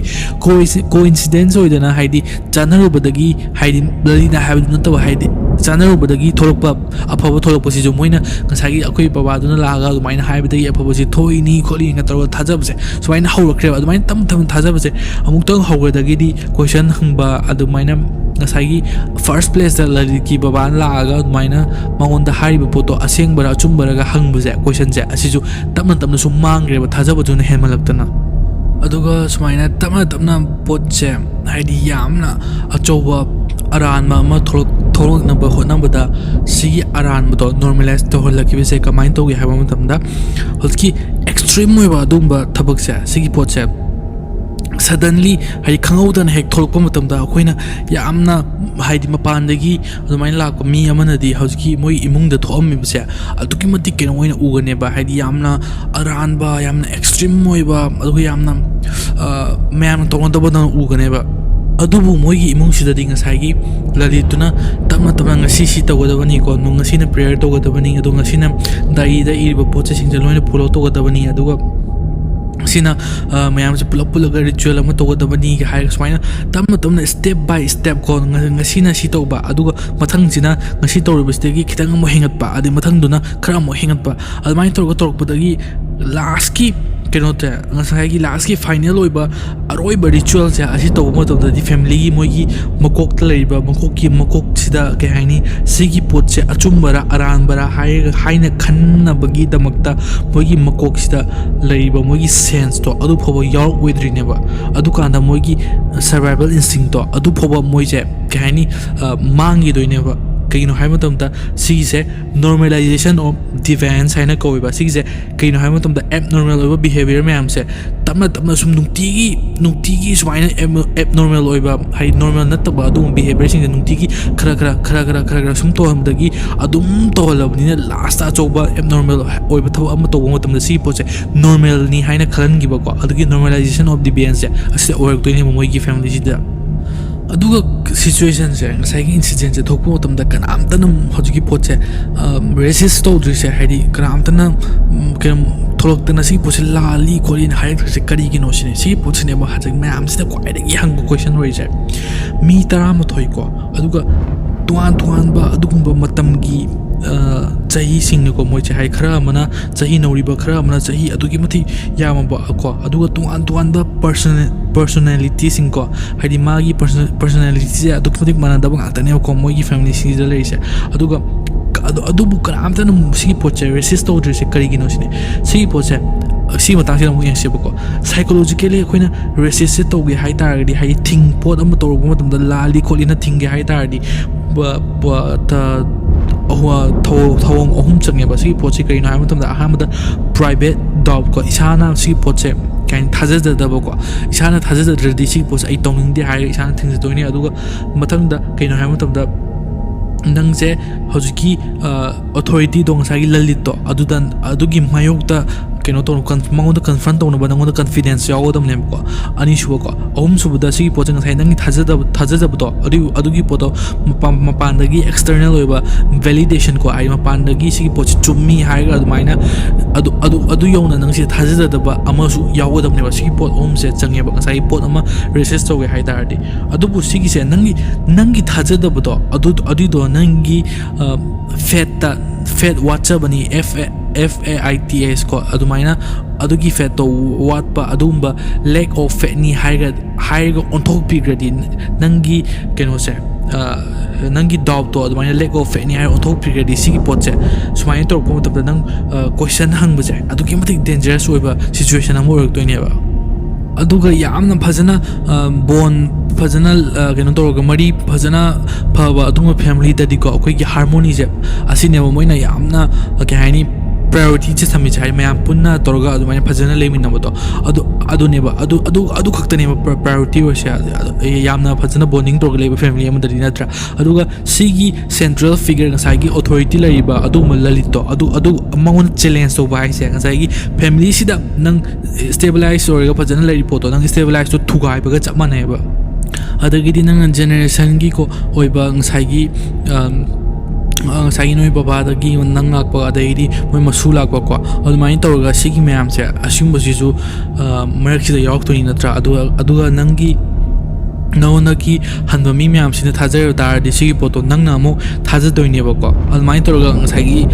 hierarchy gi oiba to belief amasu leredana almai tawga mayam sina loina nangna khwaigi thajaba mido adu phawpana kai kem tawde sigi potche achum mani safety ni hai nang thajaraga man lerega akhoi gi brain se psychologically hadi imang da nang khwai thajaba mido aduna phawba thajaraga ma sina yam calm oina leida di nangsu hogi poto danger oita su nangina sattu calm oiba safety oiba feeling dol automatically lakaneba aduneba sigi feeling se adumai ngasai lalit to aduna ngasai yam calm oina ngasai thajarabani na aduga lalit chikrane haina khalali moina ngasai moi father lagidaba patriarchy tro khwaidagi magok thongbudo adugumba family gi khwaidagi magok thongna puriba mido aduna thajaraga mai masana sigi ritual se tomo tamna karim to toroi haiga mana belief to toroga yamna calm oina lerebani na magi mathang thongba ngasai moi gi bubok to adu su thajare adu thajarabni magi macha sing situ aigi ma sina thajarabni na haiga magi keno tore masa sida loina magok te thajare safety oiba jo loina feel tore aduna moi gi macha masu su loina thajare ko adumai toroga ngasai situation je yamna dangerous oiba adu yam gaini normalize oidaba pot ama to naba hotna ba matamda kanamtana hai thingbudo adu haidi confront to nuba moigi pangal do adu legidaba neba adu ngasai belief ko thajaba se asije kyamuk yamna mai shakti je legi je sigi matang na wi yengchi ko belief fiber pot je thajaba se akhoi gi yamna neurologically ko yamna powerful oiba adu ma pot ama neba mi amana pot se aduki mati thajaba se aduki mati henba taragadi haidi mana akhoi gi kananu kumana laga nang se kan bigani ga ha thajaro ko adoi tari ngasai situation da mana response obo magi mong se asise khena ganeba haidi nangna kariumba situation amata nang se change adukanda nangna thajadraba pocha haidi mi ama laga is kan bi roi ana thajar nang se haida nangi sagi adrenaline ga se hekta wangkalaktana adagi nang ki be se hengalактana nang se kamaina isa se kanjagani kholani ge torgana se koi chen na hona gani entra adubu nangi thajaba si henmalla haidi mi oi amana laga khusi kan bi gani khopani ga nangi thajaba se adugi mate heng pata ga sagi adrenaline stu nang se decrease to gani ko handagani me amadu nang ki be chu handara ne ba automatically mai do dana aduga moi diary sida adum mirim se nang se kan bi gani mapan gi natraga external force ama laaga nang se kan bi gani adum mirim bani na sigi pochi amna maru oi ba kai no ha matam da ꯉꯁꯥꯏꯒꯤ ꯃꯣꯏꯒꯤ ꯔꯤꯆꯨꯋꯦꯜꯗꯣ ꯑꯗꯨ ꯇꯧꯕ ꯃꯇꯝꯗ ꯃꯤꯑꯣꯏꯁꯤꯡꯁꯤꯅ ꯃꯣꯏꯁꯦ ꯃꯣꯏꯒꯤ ꯑꯥꯎꯠꯀꯝꯁꯦ ꯃꯣꯏꯁꯦ ꯁꯤꯒꯅꯤ ꯍꯥꯏꯕꯁꯦ ꯑꯗꯨꯃꯥꯏꯅ ꯊꯥꯖꯗ꯭ꯔꯦꯕ ꯃꯣꯏꯁꯦ ꯀꯟꯕꯤꯒꯅꯤ ꯁꯤꯒꯤ ꯄꯣꯠꯁꯤꯅ ꯃꯣꯏꯁꯦ ꯇ꯭ꯔꯥꯟꯁꯐꯣꯔꯃꯦꯁꯟ ꯇꯧꯔꯒ ꯃꯣꯏꯒꯤ ꯄꯨꯟꯁꯤꯗꯣ ꯍꯦꯟꯅ ꯐꯕ ꯍꯦꯟꯅ ꯆꯥꯎꯈꯠꯄ ꯑꯃ ꯑꯣꯏꯔꯛꯇꯣꯏꯅꯤ ꯈꯣꯠꯀꯅꯤ ꯍꯥꯏꯔꯒ ꯑꯗꯨꯃꯥꯏꯅ ꯊꯥꯖꯍꯜꯂꯦꯕ ꯅꯠꯇ꯭ꯔꯥ ꯑꯗꯨꯃꯥꯏꯅ ꯁꯤꯒꯤ ꯄꯣꯠꯁꯦ ꯀꯜꯒꯨꯝꯕ ꯃꯌꯥꯝꯗ ꯀꯜ ꯂꯩ ꯅꯍꯥꯟꯋꯥꯏꯒꯤ ꯍꯤꯁꯇ꯭ꯔꯤꯗ ꯊꯣꯛꯈꯤꯕ ꯀꯜ ꯃꯌꯥꯝꯗꯁꯨꯀꯣ ꯁꯤꯒꯤ ꯄꯣꯠꯁꯦ ꯌꯥꯝꯅ ꯁꯤꯃꯤꯂꯔ ꯑꯣꯏꯕ ꯌꯥꯝꯅ ꯃꯥꯟꯅꯕ ꯄꯦꯇꯔꯟꯁꯦ ꯑꯩꯈꯣꯏꯅ ꯎꯕ ꯐꯪꯉꯦꯕ ꯉꯁꯥꯏꯒꯤ ꯄꯥꯔꯇꯤꯁꯤꯄꯦꯟꯁꯤꯡꯀꯣ ꯍꯥꯏꯗꯤ ꯀꯩꯅꯣꯁꯤꯗ ꯇꯧꯔꯤꯕ ꯄꯣꯠ ꯆꯩꯁꯤꯡꯁꯤꯗ ꯌꯥꯎꯔꯤꯕ ꯔꯤꯆꯨꯋꯦꯜꯒꯨꯝꯕ ꯇꯧꯔꯦ ꯈꯜꯂꯣꯅꯦ ꯁꯤꯗ ꯌꯥꯎꯔꯤꯕ ꯃꯤꯁꯤꯡꯁꯦ ꯑꯁꯤꯅ ꯉꯁꯥꯏꯒꯤ ꯊꯣꯛꯂꯛꯀꯗꯧꯔꯤꯕ ꯄꯣꯠꯁꯦ ꯑꯗꯨ ꯁꯤꯅꯤꯡꯉꯥꯏ ꯑꯣꯏꯕ ꯑꯗꯨꯒꯨꯝꯕ ꯌꯥꯝꯅ ꯁꯥꯊꯤꯕ ꯄꯣꯠꯅꯦꯅ ꯍꯥꯏꯅ ꯈꯜꯍꯟꯈꯤꯗꯦꯕ ꯁꯤꯒꯤ ꯄꯣꯠꯁꯤꯅ ꯃꯣꯏꯁꯦ ꯇ꯭ꯔꯥꯟꯁꯐꯣꯔꯝ ꯇꯧꯗꯣꯏꯅꯤ ꯃꯣꯏꯁꯦ ꯀꯟꯕꯤꯗꯣꯏꯅꯤ ꯑꯗꯨꯒ ꯃꯣꯏꯁꯦ ꯑꯐꯕ ꯍꯦꯟꯅ ꯑꯣꯏꯍꯟꯗꯣꯏꯅꯤ ꯍꯥꯏꯔꯒ ꯃꯤꯒꯤ ꯃꯥꯏꯟꯁꯤꯗ ꯂꯣꯏꯅ ꯁꯥꯟꯅꯔꯒ ꯑꯗꯨꯃꯥꯏꯅ ꯈꯜꯍꯟꯈꯤꯕ ꯄꯣꯠꯅꯦꯕ ꯑꯗꯨꯃꯥꯏꯅ ꯊꯥꯖꯕ ꯍꯥꯏꯕꯁꯦ ꯑꯗꯨꯛꯀꯤ ꯃꯇꯤꯛ ꯁꯥꯊꯤꯕ ꯄꯣꯠ ꯑꯃꯅꯦꯀꯣ ꯊꯥꯖꯅꯕꯒꯤꯗꯃꯛꯇ ꯊꯥꯖꯕꯁꯦ ꯐꯣꯔꯝ ꯇꯧꯅꯕꯒꯤꯗꯃꯛꯇ ꯏꯕꯤꯗꯦꯟꯁꯁꯦ ꯗꯔꯀꯥꯔ ꯂꯩꯇꯦꯕ ꯊꯥꯖꯕꯁꯦ ꯐꯣꯔꯝ ꯇꯧꯅꯕꯒꯤꯗꯃꯛꯇ ꯍꯟꯖꯤꯟ ꯍꯟꯖꯤꯟꯅꯀꯣ ꯑꯗꯨꯃꯥꯏꯅ ꯉꯁꯥꯏ ꯃꯤꯒꯤ ꯏꯃꯣꯁꯟꯁꯤꯗ ꯅꯨꯡꯇꯤꯒꯤ ꯑꯗꯨꯃꯥꯏꯅ ꯍꯟꯖꯤꯟ ꯍꯟꯖꯤꯟꯅ ꯀꯩ ꯍꯥꯏꯅꯤ ꯋꯥꯔꯗꯁꯦ ꯔꯤꯑꯦꯐꯥꯔꯃꯦꯁꯟ ꯇꯧꯔꯒ ꯑꯗꯨꯃꯥꯏꯅ ꯍꯟꯖꯤꯟ ꯍꯟꯖꯤꯟꯅ ꯍꯥꯏꯕ ꯑꯃ ꯗꯔꯀꯥꯔ ꯇꯥꯏꯌꯦꯕꯀꯣ ꯑꯗꯨꯃꯥꯏꯅ ꯁꯤꯒꯤ ꯄꯣꯠꯁꯦ ꯉꯁꯥꯏꯒꯤ ꯕꯨꯔꯥꯔꯤ ꯐꯦꯃꯤꯂꯤꯁꯤꯗ ꯀꯗꯥꯏꯗ ꯊꯦꯡꯅꯒꯦ ꯍꯥꯏꯕ ꯃꯇꯝꯗ ꯉꯁꯥꯏꯒꯤ ꯃꯣꯏ ꯗꯥꯏꯔꯤꯗꯨꯗ ꯅꯪꯁꯦ ꯀꯟꯕꯤꯒꯅꯤ ꯅꯪꯁꯦ ꯁꯤꯔꯣꯏ ꯍꯥꯏꯔꯒ ꯑꯗꯨꯃꯥꯏꯅ ꯍꯥꯏꯔꯝꯕꯗꯣ ꯑꯗꯨꯅꯦꯕ ꯑꯗꯨꯅ ꯊꯥꯖꯍꯟꯕꯗꯣ ꯑꯣꯏꯍꯜꯂꯒ ꯉꯁꯥꯏꯒꯤ ꯁꯤꯆꯨꯋꯦꯁꯟꯁꯤ ꯇꯧꯕ ꯃꯇꯝꯗ ꯂꯥꯁꯀꯤ ꯀꯩꯅꯣꯁꯦ ꯔꯤꯆꯨꯋꯦꯜꯁꯤ ꯇꯧꯕ ꯃꯇꯝꯗ ꯃꯣꯏꯅ ꯀꯅꯥꯝꯇꯅ ꯁꯤꯔꯣꯏ ꯃꯣꯏ ꯃꯤ ꯂꯥꯛꯑ ꯀꯟꯕꯤꯒꯅꯤ ꯍꯥꯏꯔ ꯊꯥꯖꯍꯟꯕꯅꯦꯕ ꯑꯗꯨꯒꯤ ꯊꯥꯖꯕꯗꯨꯅ ꯃꯔꯝ ꯑꯣꯏꯔꯒ ꯃꯣꯏꯁꯦ ꯂꯣꯏꯅ ꯂꯩꯈꯤꯔꯣꯏꯗꯣꯏꯅꯦꯕ ꯑꯗꯨꯒ ꯃꯣꯏꯒꯤ ꯒ꯭ꯔꯨꯞꯀꯤ ꯗꯥꯏꯅꯥꯃꯤꯛꯁꯀꯤ ꯃꯇꯥꯡꯗꯁꯨ ꯑꯃꯨꯛ ꯌꯦꯡꯁꯤꯀꯣ ꯐꯦꯃꯤꯂꯤꯁꯦ ꯉꯁꯥꯏꯒꯤ ꯐꯦꯃꯤꯂꯤ ꯕꯨꯔꯥꯔꯤ ꯐꯦꯃꯤꯂꯤꯗ ꯃꯤ ꯃꯈꯥꯗ ꯂꯩꯔꯤꯁꯦ ꯖꯦꯅꯦꯔꯦꯁꯟ ꯑꯍꯨꯝꯅꯤ ꯅꯠꯇ꯭ꯔꯒ ꯖꯣꯏꯟ ꯐꯦꯃꯤꯂꯤ ꯑꯣꯏꯅ ꯂꯩꯔꯤꯅꯤ ꯑꯗꯨꯒ ꯏꯃꯣꯁꯅꯦꯜꯂꯤ ꯌꯥꯝꯅ ꯃꯣꯏꯁꯦ ꯀ꯭ꯂꯣꯖ ꯑꯣꯏꯔꯒ ꯑꯗꯨꯃꯥꯏꯅ ꯂꯩꯕ ꯉꯥꯛꯇꯅꯤ ꯑꯗꯨꯀꯥꯟꯗ ꯁꯤꯒꯤ ꯄꯣꯠꯁꯦ ꯉꯁꯥꯏꯒꯤ ꯐꯦꯃꯤꯂꯤꯁꯤꯡꯁꯦ ꯑꯁꯤꯒꯤ ꯑꯣꯏꯕ ꯗꯤꯁꯤꯖꯟ ꯑꯃ ꯐꯣꯔꯝ ꯇꯧꯅꯕ ꯃꯇꯝꯗ ꯏꯁꯥꯒꯤ ꯑꯣꯏꯕ ꯗꯤꯁꯤꯖꯟꯁꯦ ꯑꯁꯤꯁꯦ ꯍꯦꯛꯇ ꯀꯥꯎꯊꯣꯛꯑꯦꯕ ꯀꯩꯒꯤꯅꯣ ꯍꯥꯏꯕ ꯃꯇꯝꯗ ꯐꯦꯃꯤꯂꯤꯒꯤ ꯑꯣꯏꯕ ꯗꯤꯁꯤꯖꯟ ꯑꯃ ꯐꯣꯔꯝ ꯇꯧꯅꯕꯒꯤꯗꯃꯛꯇ ꯏꯁꯥꯒꯤ ꯏꯟꯗꯤꯕꯤꯖꯨꯋꯦꯜ ꯑꯣꯏꯕ ꯗꯤꯁꯤꯖꯟꯁꯤꯡꯁꯦ ꯑꯁꯤꯒꯤ ꯃꯊꯛꯇꯀꯣ ꯐꯦꯃꯤꯂꯤꯗꯨꯒꯤ ꯑꯣꯏꯕ ꯍꯥꯔꯃꯣꯅꯤꯗꯣ ꯑꯗꯨꯏꯗꯣ ꯀꯟꯅꯕꯒꯤꯗꯃꯛꯇ ꯏꯁꯥꯅ ꯀꯔꯤꯒꯨꯝꯕ ꯍꯥꯏꯗꯤ ꯗꯤꯁꯤꯖꯟ ꯑꯃ ꯇꯧꯕ ꯃꯇꯝꯗ ꯐꯦꯃꯤꯂꯤꯒꯤ ꯑꯩꯅ ꯌꯥꯅꯤꯡꯗ꯭ꯔꯣ ꯑꯗꯨꯒ 90% ꯃꯤ ꯑꯃꯅ ꯌꯥꯅꯤꯡꯉꯣ ꯑꯗꯨ ꯑꯣꯏ ꯇꯥꯔꯗꯤ ꯑꯩꯒꯤ ꯌꯥꯅꯤꯡꯗꯕꯗꯣ ꯀꯨꯞꯁꯤꯜꯂꯒ ꯍꯧꯖꯤꯛꯀꯤ ꯐꯦꯃꯤꯂꯤꯒꯤ ꯍꯥꯔꯃꯣꯅꯤꯒꯤꯗꯃꯛꯇ ꯑꯩꯁꯦ ꯌꯥꯅꯤꯡꯉꯤ ꯈꯣꯠꯂꯦꯅ ꯑꯗꯨꯃꯥꯏꯅ ꯍꯥꯏꯔꯒ ꯑꯗꯨꯃꯥꯏꯅ ꯒ꯭ꯔꯨꯞꯀꯤ ꯗꯥꯏꯅꯥꯃꯤꯛꯁ ꯑꯃꯅ ꯉꯁꯥꯏꯒꯤ ꯏꯃꯨꯡꯁꯤꯗ ꯐꯣꯔꯝ ꯇꯧꯋꯦ ꯍꯥꯏꯇꯥꯔꯦ ꯂꯂꯤꯠꯅ ꯑꯗꯨꯃꯥꯏꯅ ꯆꯂꯥꯏꯔꯤꯕ ꯑꯣꯊꯣꯔꯤꯇꯤ ꯃꯥꯅ ꯄꯥꯏꯔꯤꯅꯤꯗꯅ ꯑꯗꯨꯒ ꯃꯣꯏꯒꯤ ꯇ꯭ꯔꯣꯃꯥꯁꯤꯅ ꯉꯁꯥꯏꯒꯤ ꯀꯩꯅꯣꯁꯦ ꯂꯂꯤꯠꯁꯦ ꯑꯁꯤꯗ ꯃꯣꯏꯒꯤ ꯃꯄꯥ ꯂꯥꯛꯑꯒ ꯑꯗꯨꯃꯥꯏꯅ ꯇꯧꯕꯁꯤꯗ ꯌꯥꯔꯛꯄꯒꯤ ꯍꯦꯟꯅ ꯀꯩꯅꯣ ꯑꯣꯏꯕ ꯃꯔꯝ ꯑꯃꯅ ꯀꯩꯅꯣ ꯍꯥꯏꯕ ꯃꯇꯝꯗ ꯃꯣꯏꯒꯤ ꯏꯃꯨꯡꯁꯤꯗ ꯄꯦꯇ꯭ꯔꯤꯌꯥꯔꯛ ꯃꯣꯏꯒꯤ ꯈ꯭ꯋꯥꯏꯗꯒꯤ ꯃꯀꯣꯛ ꯊꯣꯡꯕ ꯃꯤꯗꯣ ꯂꯩꯈꯤꯗ꯭ꯔꯦꯗꯅ ꯑꯗꯨ ꯂꯩꯈꯤꯗꯕꯒꯤ ꯃꯇꯨꯡꯗ ꯏꯃꯨꯡꯁꯦ ꯀꯩ ꯍꯥꯏꯅꯤ ꯈ꯭ꯋꯥꯏꯗꯒꯤ ꯃꯀꯣꯛ ꯊꯣꯡꯕ ꯑꯗꯨꯃꯥꯏꯅ ꯃꯥꯅ ꯗꯤꯁꯤꯖꯟ ꯂꯧꯔꯝꯕ ꯑꯗꯨꯒꯤ ꯃꯤꯗꯣ ꯂꯩꯈꯤꯗ꯭ꯔꯕꯅꯤꯅ ꯉꯁꯥꯏꯒꯤ ꯄꯣꯠꯁꯦ ꯉꯁꯥꯏ ꯀꯩꯅꯣꯗ ꯃꯣꯏꯒꯤ ꯕꯣꯕꯣꯛꯇꯨꯗ ꯂꯣꯏꯅ ꯇꯥꯔꯛꯏꯗꯅ ꯑꯗꯨꯅ ꯌꯥꯝꯅ ꯃꯔꯨꯑꯣꯏꯕ ꯃꯤ ꯑꯃ ꯂꯩꯇ꯭ꯔꯕꯅꯤꯅ ꯏꯃꯨꯡꯁꯦ ꯃꯤ ꯃꯄꯨ ꯄꯥꯟꯗꯕ ꯑꯃꯒ ꯆꯞ ꯃꯥꯟꯅꯔꯦꯕ ꯑꯗꯨꯅ ꯀꯩ ꯍꯥꯏꯅꯤ ꯃꯌꯥꯝꯁꯤꯡꯁꯤꯅꯁꯨ ꯃꯥꯒꯤ ꯑꯋꯥꯠꯄꯗꯣ ꯑꯗꯨꯛꯀꯤ ꯃꯇꯤꯛ ꯐꯤꯜ ꯇꯧꯕꯗꯣ ꯍꯥꯏꯗꯤ ꯑꯆꯧꯕ ꯃꯤ ꯑꯃ ꯏꯃꯨꯡꯗꯨꯒꯤ ꯈ꯭ꯋꯥꯏꯗꯒꯤ ꯃꯔꯨꯑꯣꯏꯕ ꯗꯤꯁꯤꯖꯟ ꯃꯦꯀꯔ ꯃꯤ ꯑꯃ ꯂꯩꯇ꯭ꯔꯕꯅꯤꯅ ꯑꯗꯨꯅ ꯂꯂꯤꯠꯇꯨꯅ ꯉꯁꯥꯏꯒꯤ ꯗꯤꯁꯤꯖꯟ ꯃꯦꯀꯔꯗꯣ ꯑꯗꯨꯒꯤ ꯃꯥꯒꯤ ꯊꯋꯥꯏꯗꯨꯅ ꯂꯥꯛꯑꯒ ꯃꯉꯣꯟꯗ ꯗꯤꯁꯤꯖꯟꯁꯦ ꯁꯤ ꯑꯦꯗꯚꯥꯏꯁ ꯇꯧꯔꯛꯄꯅꯤ ꯑꯗꯨꯃꯥꯏꯅ ꯃꯉꯣꯟꯗ ꯀꯩꯅꯣ ꯇꯧꯔꯛꯄꯅꯤ ꯑꯩꯈꯣꯏꯒꯤ ꯏꯃꯨꯡꯒꯤ ꯐꯅꯕꯒꯤꯗꯃꯛꯇ ꯁꯨꯃꯥꯏꯅ ꯍꯥꯏꯔꯕꯅꯤ ꯈꯣꯠꯂꯕꯅꯤ ꯍꯥꯏꯕꯁꯦ ꯍꯥꯏꯕ ꯃꯇꯝꯗ ꯉꯁꯥꯏꯒꯤ ꯏꯃꯨꯡꯗ ꯂꯩꯔꯤꯕ ꯃꯤ ꯃꯌꯥꯝꯗꯣ ꯑꯗꯨꯅ ꯍꯦꯛꯇ ꯊꯥꯖꯕꯗꯨꯒꯤ ꯃꯊꯛꯇ ꯃꯣꯏꯒꯤ ꯑꯣꯏꯕ ꯀꯩ ꯍꯥꯏꯅꯤ ꯉꯁꯥꯏꯒꯤ ꯄꯦꯇ꯭ꯔꯤꯌꯥꯔꯛꯇꯣ ꯑꯗꯨꯝ ꯃꯥꯡꯈꯤꯕꯒꯤ ꯃꯥꯒꯤ ꯑꯣꯏꯕ ꯀꯩꯅꯣꯗꯣ ꯃꯥꯒꯤ ꯄꯣꯖꯤꯁꯟꯗꯣ ꯑꯗꯨꯗꯣ ꯂꯂꯤꯠꯇꯨꯅ ꯐꯤꯜ ꯇꯧꯔꯕꯅꯤ ꯍꯥꯏꯔꯒ ꯃꯣꯏꯅ ꯍꯦꯟꯅ ꯃꯥꯁꯦ ꯊꯥꯖꯕꯁꯦ ꯍꯦꯟꯒꯠꯈꯤꯕꯅꯦꯕ ꯃꯊꯪꯁꯤꯅ ꯑꯩꯈꯣꯏ ꯃꯤꯗꯤꯌꯥꯒꯤ ꯃꯣꯏꯒꯤ ꯔꯦꯁꯄꯣꯟꯁꯤꯡꯀꯣ ꯑꯗꯣ ꯄꯕ꯭ꯂꯤꯛꯅ ꯀꯩ ꯈꯟꯕꯅꯣꯗꯣ ꯑꯗꯨꯒꯤ ꯃꯇꯥꯡꯗ ꯑꯃꯨꯛ ꯌꯦꯡꯉꯁꯤꯀꯣ ꯉꯁꯥꯏꯒꯤ ꯀꯩꯅꯣꯁꯦ ꯏꯟꯁꯤꯗꯦꯟꯁꯦ ꯊꯣꯛꯑꯦ ꯍꯥꯏꯕꯒ ꯀꯩꯅꯣ ꯄꯨꯡ ꯈꯔꯒꯤ ꯃꯅꯨꯡꯗꯀꯣ ꯅꯦꯁꯅꯦꯜ ꯃꯤꯗꯤꯌꯥ ꯃꯌꯥꯝꯁꯦ ꯑꯁꯤꯅ ꯃꯣꯏꯒꯤ ꯕꯨꯔꯥꯔꯤ ꯀꯦꯁꯁꯦ ꯑꯁꯤꯁꯦ ꯔꯤꯄꯣꯔꯠ ꯇꯧꯕ ꯃꯣꯏꯒꯤ ꯀꯩꯅꯣꯗ ꯍꯧꯔꯛꯑꯦꯀꯣ ꯀꯩꯅꯣꯗ ꯅ꯭ꯌꯨꯁ ꯆꯦꯅꯦꯜꯗ ꯑꯗꯨꯗ ꯃꯣꯏꯁꯦ ꯔꯤꯄꯣꯔꯠ ꯇꯧꯕ ꯍꯧꯔꯛꯑꯦ ꯑꯗꯨꯕꯨ ꯑꯍꯥꯟꯕ ꯃꯣꯏꯒꯤ ꯀꯩꯅꯣꯁꯤꯡꯁꯦ ꯍꯦꯗꯂꯥꯏꯟꯁꯤꯡꯁꯦ ꯑꯁꯤꯗ ꯃꯥꯟꯅꯗꯦꯕ ꯈꯔ ꯑꯃꯅ ꯁꯤꯒꯤꯁꯦ ꯃꯥꯁ ꯀꯩꯅꯣꯅꯦ ꯀꯩꯅꯣ ꯇꯧꯕ ꯃꯁꯥ ꯃꯊꯟꯇ ꯀꯩꯅꯣ ꯊꯋꯥꯏ ꯊꯥꯖꯕꯀꯣ ꯑꯗꯨꯒꯨꯝꯕ ꯄꯣꯠꯅꯦꯅ ꯍꯥꯏꯅꯩꯀꯣ ꯑꯗꯨ ꯈꯔ ꯑꯃꯅ ꯁꯤꯒꯤ ꯄꯣꯠꯁꯦ ꯔꯤꯆꯨꯋꯦꯜꯒꯤ ꯑꯗꯨꯃꯥꯏꯅ ꯇꯧꯔꯒ ꯀꯩꯅꯣ ꯇꯧꯕꯅꯤ ꯀꯤꯂꯤꯡꯅꯦ ꯍꯥꯏꯅꯩꯀꯣ ꯑꯗꯨꯒ ꯈꯔ ꯑꯃꯅ ꯁꯤꯒꯤ ꯄꯣꯠꯁꯦ ꯃꯄꯥꯟꯗꯒꯤ ꯑꯣꯏꯕ ꯃꯤꯅ ꯇꯧꯔꯝꯕꯅꯤ ꯈꯣꯠꯄꯅꯤꯅꯁꯨ ꯍꯥꯏꯅꯩꯀꯣ ꯑꯗꯨꯃꯥꯏꯅ ꯇꯧꯗꯅ ꯗꯤꯕꯦꯠꯁꯦ ꯑꯁꯤꯁꯦ ꯌꯥꯝ ꯇꯧꯔꯒ ꯃꯌꯥꯝꯁꯤꯅ ꯑꯃꯅ ꯁꯤꯅꯤ ꯑꯗꯩ ꯈꯔ ꯑꯃꯅ ꯀꯜ ꯌꯥꯎꯕ ꯑꯗꯨꯒꯨꯝꯕ ꯀꯦꯁꯅꯤ ꯈꯣꯠꯅꯦꯅ ꯍꯥꯏꯅꯩꯀꯣ ꯑꯗꯨꯒ ꯌꯨꯝꯁꯤꯒꯤ ꯐꯣꯇꯣꯁꯤꯡ ꯀꯩꯅꯣꯁꯤꯡ ꯑꯗꯨꯒ ꯏꯃꯨꯡꯒꯤ ꯑꯗꯨ ꯑꯗꯥ ꯃꯌꯥꯝ ꯐꯣꯇꯣꯒꯨꯝꯕ ꯀꯩꯅꯣ ꯃꯌꯥꯝꯁꯦ ꯂꯣꯏꯅ ꯀꯩꯅꯣ ꯃꯤꯗꯤꯌꯥꯁꯤꯗ ꯑꯗꯨꯃꯥꯏꯅ ꯂꯣꯏꯅ ꯚꯥꯏꯔꯦꯜ ꯆꯠꯄ ꯍꯧꯔꯦꯀꯣ ꯃꯇꯝꯁꯤꯗ ꯑꯗꯨꯒ aduga reporter singsina ngasai neighbor sing ko moigi aduga mari mata leba sing aduga masana expert ni haijaba mioi sing ko moi myam se loina interview to dana kamaina to ba orimba ya adu ta loina hangdana ko tana to hore aduga ahanba 48 hours ko asidadi chai numit nini ko ahanba mi incident se thoga ko asidadi yamna information se adugi matik yamna leiteba limited oi hai tare ko aduga keno to asmaina information se limited oi banina mayam gi oiba keno se doubt se aduga speculation ko mayam na sure me ai na have se asisu loi hengale hai tare ko aduga ahanba expert sing sina keno se sigi casing se asise keno to matam da reporter ma'am से ना interview का लोगों में तमदा सुमाइना ritual की Oram भी यार तो अदुगा कनो ना ब्लाइंड फेथ को हाइडी हेक्ट इसाना पंथा थाजजिन बको अदुम रिचुअल सिंदा अदुगा ब्लैक मैजिक का फाव यावना माइना तोरम भी याय हाइना मोइना पंहाइदा मी सिंसिना पंहाइदा अमना अदु हाय माइन तो बहुनरे अदुबु नसाइगी पुलिस सिंसिना हाइबदा फोरेंसिक एनालिसिस फजना तौजुंगै अदुमाइना तौजुंगै फावदी मोइना असेंबा कनो तौबुतो रिपोर्ट तो अदिदो मैम हाई सिंसे नते खोते असेंबा अमता नते ना मोइना हाइ को पब्लिक ता अदो ngasai कल की theory से असगी मतंग नमो खर यंग से को पब्लिक सिंसिना हाइबा मतमदा ngasai मोई चिंगना बसे असिसे पोट अमा खक्ता द हेक्ता अदुम तारक मैम से कोई यंगरगा अदिदो करिना हाइबा मतमदा कल सिनेबा अदुबु इन्वेस्टिगेटर मैम सिना कल हाइब वर्ड से असिसे कनो तो मतमदा असि सिजन मतमदा यामना कनो तो यामना चेक्सन येंग सिनगदवने सिजन दरकार मतागी कइनो हाइब मतमदा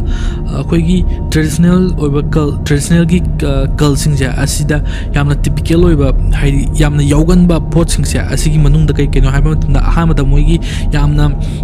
लीडर अमा यावनी को लीडर से यामना मा कैरिस्मेटिक ओइबा यामना सेमंगान लेबा को अदुमा लीडर अमा यावनी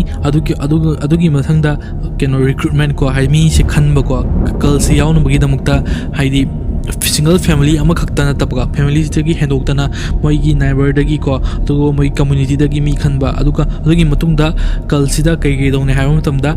फाइनेंशियली एक्सप्लॉइटेशन को पैसा नुसा से लोकथोकबिबा कोतोकबिबा अदुमाइन तौवी को अदुगी मतुंगदा फिजिकल आइसोलेशन मी सिंजे ngasai social life dagi tongana tarlaga अदुमाइन थंबा अदुगी मतंगदा एक्सटर्नल डॉक्ट्राइन हाइदि कइनो हाइबा मतमदा tongana ngasai मोइगी कल्तुगी ओइबा tongana बिलीफ को थाजाबा अदगी मोइगी सुमाइन चनागदबनी रूल्स एंड रेगुलेशंस अदुगुम ताकसे असिजे ट्रेडिशनल कल अमा ओइबा तारगदी सिगुम पोस लोइना यावगललेबा अदुबु ngasai बुरारी केस तदी मी अतोप फैमिली दगी हेनोक्तना मी अतोप तोंगाना सु अमत यावबा नते अदुगा फाइनेंशियली एक्सप्लॉइटेशन को पैसा नुसा लौथोक्तना खोक्तना सु अमत तौदे अदुगा तोंगाना मपानगी ऑर्गेनाइजेशन सु अमत यावबा नते को ngasai बुरारी केस तदे अदुगा ngasai मोइ थाजाबजे बिलीफ सिस्टम दो अदिदो केनो नेबा इंटरनल नेबा हाइदि ngasai फैमिली की मनुंगदा थाजाजबतो अदु खक्तनेबा अदुगा सी पोचे केनो तौवे को अथोप कल सिंगी येंगरुबो मतमदा यामना खेनेबा अदुना सिगी इन्वेस्टिगेटर सिंगना सिगी पोचे तोंगाना मपान की ओइबा नेटवर्क अदुगा मरी लेनबा खोनबसु अमतसु उदेको अदु सिगी केसे कल नि हाइबा मतमदा यामना के हाइनी अदु हाइ चपचाबा एविडेंस लेतेबा अदुना सिगी से शेयर्ड साइकोसिस को अदुना हेना चुम्मे हाइतारे मागी पोचे हाइबा मतमदा अदुमाइना मोइगी इन्वेस्टिगेटर सिंगना हाइको मथंग द कोई फोरेंसिक एग्जामिनेशन तो मतम द करी फंगे दो यंग को पोस्टमार्टम से असि तो मतम पोस्टमार्टम से तौरे को मोइदे को अदुगा पोस्टमार्टम की मतुंग द इन्वेस्टिगेटर सिंगसिना यंग से करिनो ngasai स्ट्रगल तो बगी साइन लेरम्बा अदुगा मोइ मसाना nga thok janabagi thona matamda sumsa da sokpa khotpagi aduma sign singko lerambra mark sing lerambra aduga ngasai gi nampuda moi si da hidak pisa sing da moi pangda na khona bagi ko adumain to bagi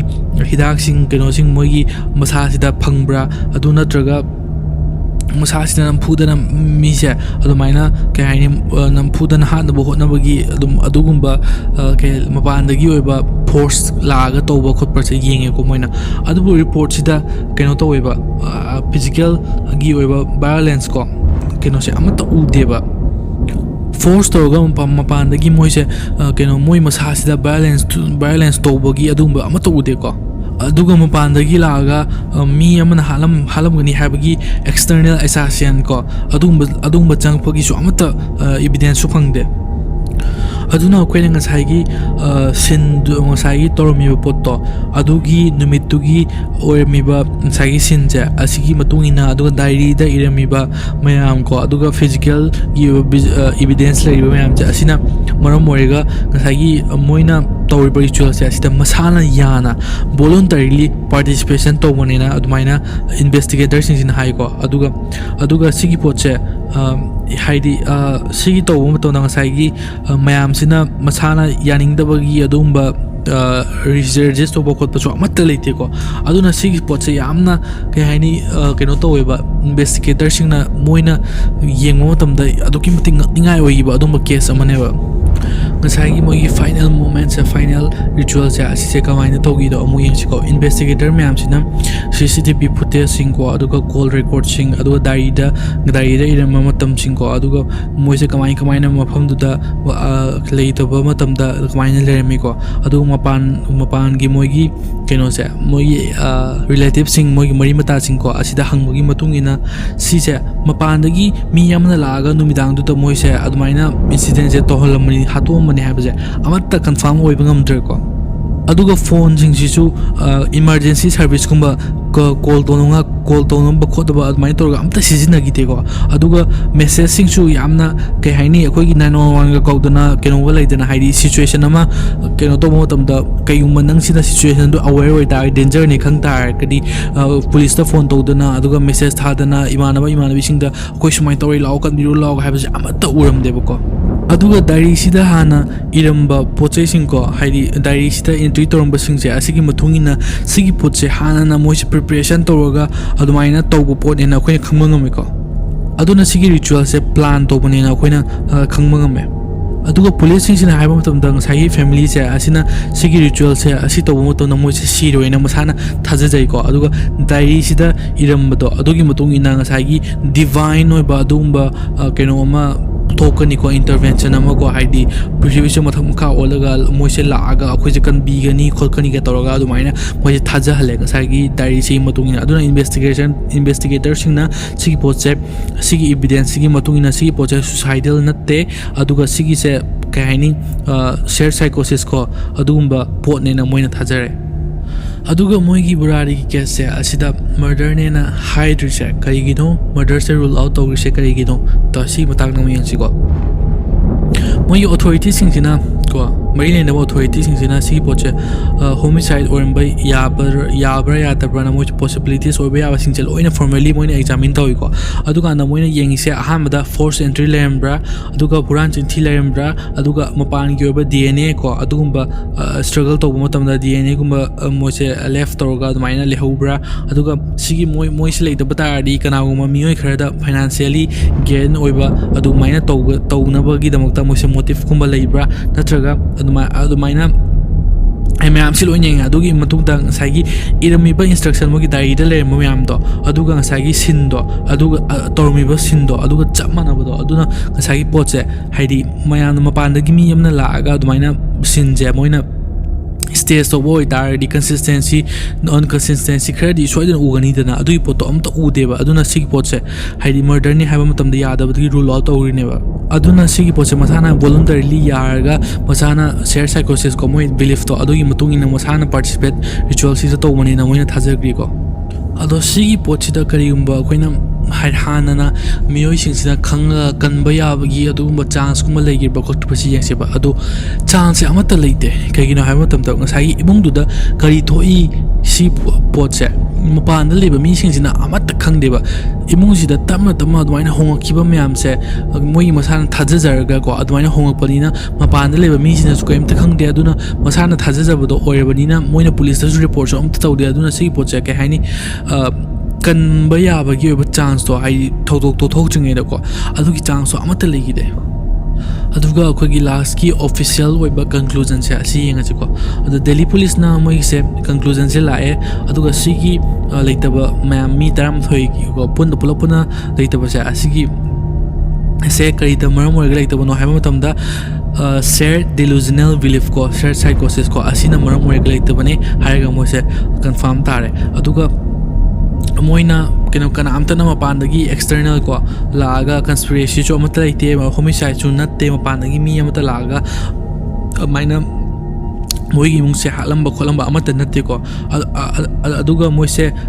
mass suicide ko influenced by karina moise influence to honba psychological ko aduga ritual gi oiba moigi thajaba se asina maram oiga moise mass suicide masa khangjan tawbani haiga moina sigi se conclusion se form tawre ko aduga moigi diary sing asina case sigi evidence dum ojare ko sai diary sing sina adu investigator sing sina mapangi dagi mapanda leiba moigi imung du dagi henokpa ko henokna mapangi moigi relatives sing aduga atop neighbors sing kana amta no moina charge tawtre masagi potse mass suicide influenced by psychological belief ko ritual belief ko maina moina haiga conclusion tawre adune akhoi last summary je yengchi ko mi taramo thoi ko yum amada ko haidi keno je moigi oiba condition sing je psychologically condition sing je loina tamna hongdok pile ka mangan bigraba aduga ngasai gi mapandagi force entry so amata leremdaba aduga external pandagi laga moise hat labani habagi potsi so amata khangde natra aduga si potse keno toroga ritual sing je si je documented ni ko haidi diary da ira thama mani planning to bani ko adumai toroga si je india gi yamna complex oiba most complex case amane ba kamaina hauji thajaba ko thajabagi system je asina keno je haidi akhoi gi keno je hingnabagi oiba adugumba instinct je asi phauba namthaba ngamakpano haibdo aduiduneba adumaina sigi potse haidi yum amada authority lariba miyoi do aduna man haiba khudin chumni haiga leiteba yum amada khwaidagi makok thong lariba miyoi singna haiba do adu khakta chumani haiba leiteba adubu sigi potsi dadi ngasai burari family dadi aduna maram ori ngasai gi share psychologist roga adumaina mi singje loina ngasai gi asibagi hata daga moise mathanta faw khangjana loina suicide togre ko adubu sigi potse ngasai burari family khakta nateba asumaina oidaba na thajaba ngasai gi authority pariba mioi imungi khwaiding makok ne mayamna khanariba mioi sina haiba khuding mak chumani hai khallaga adumai illibase burari family khakta na india da riba family ayam da loi toy aduna song imung da phawbo su torma yai aduna yam checksina mayamna ko haidi akoi gi wakhan ji khallaga adumaina aran ma tor ko da sigi pochi lali khol isagi opinion ju thamsi ko aduga wari se ngasi di soi losinjare mayamna wari ai gi wari se dungai beredi like tawiramu share tawiramu subscribe tawiramu comment tawiramu aduga mathagi wari da muk thengrasi ko mayam bye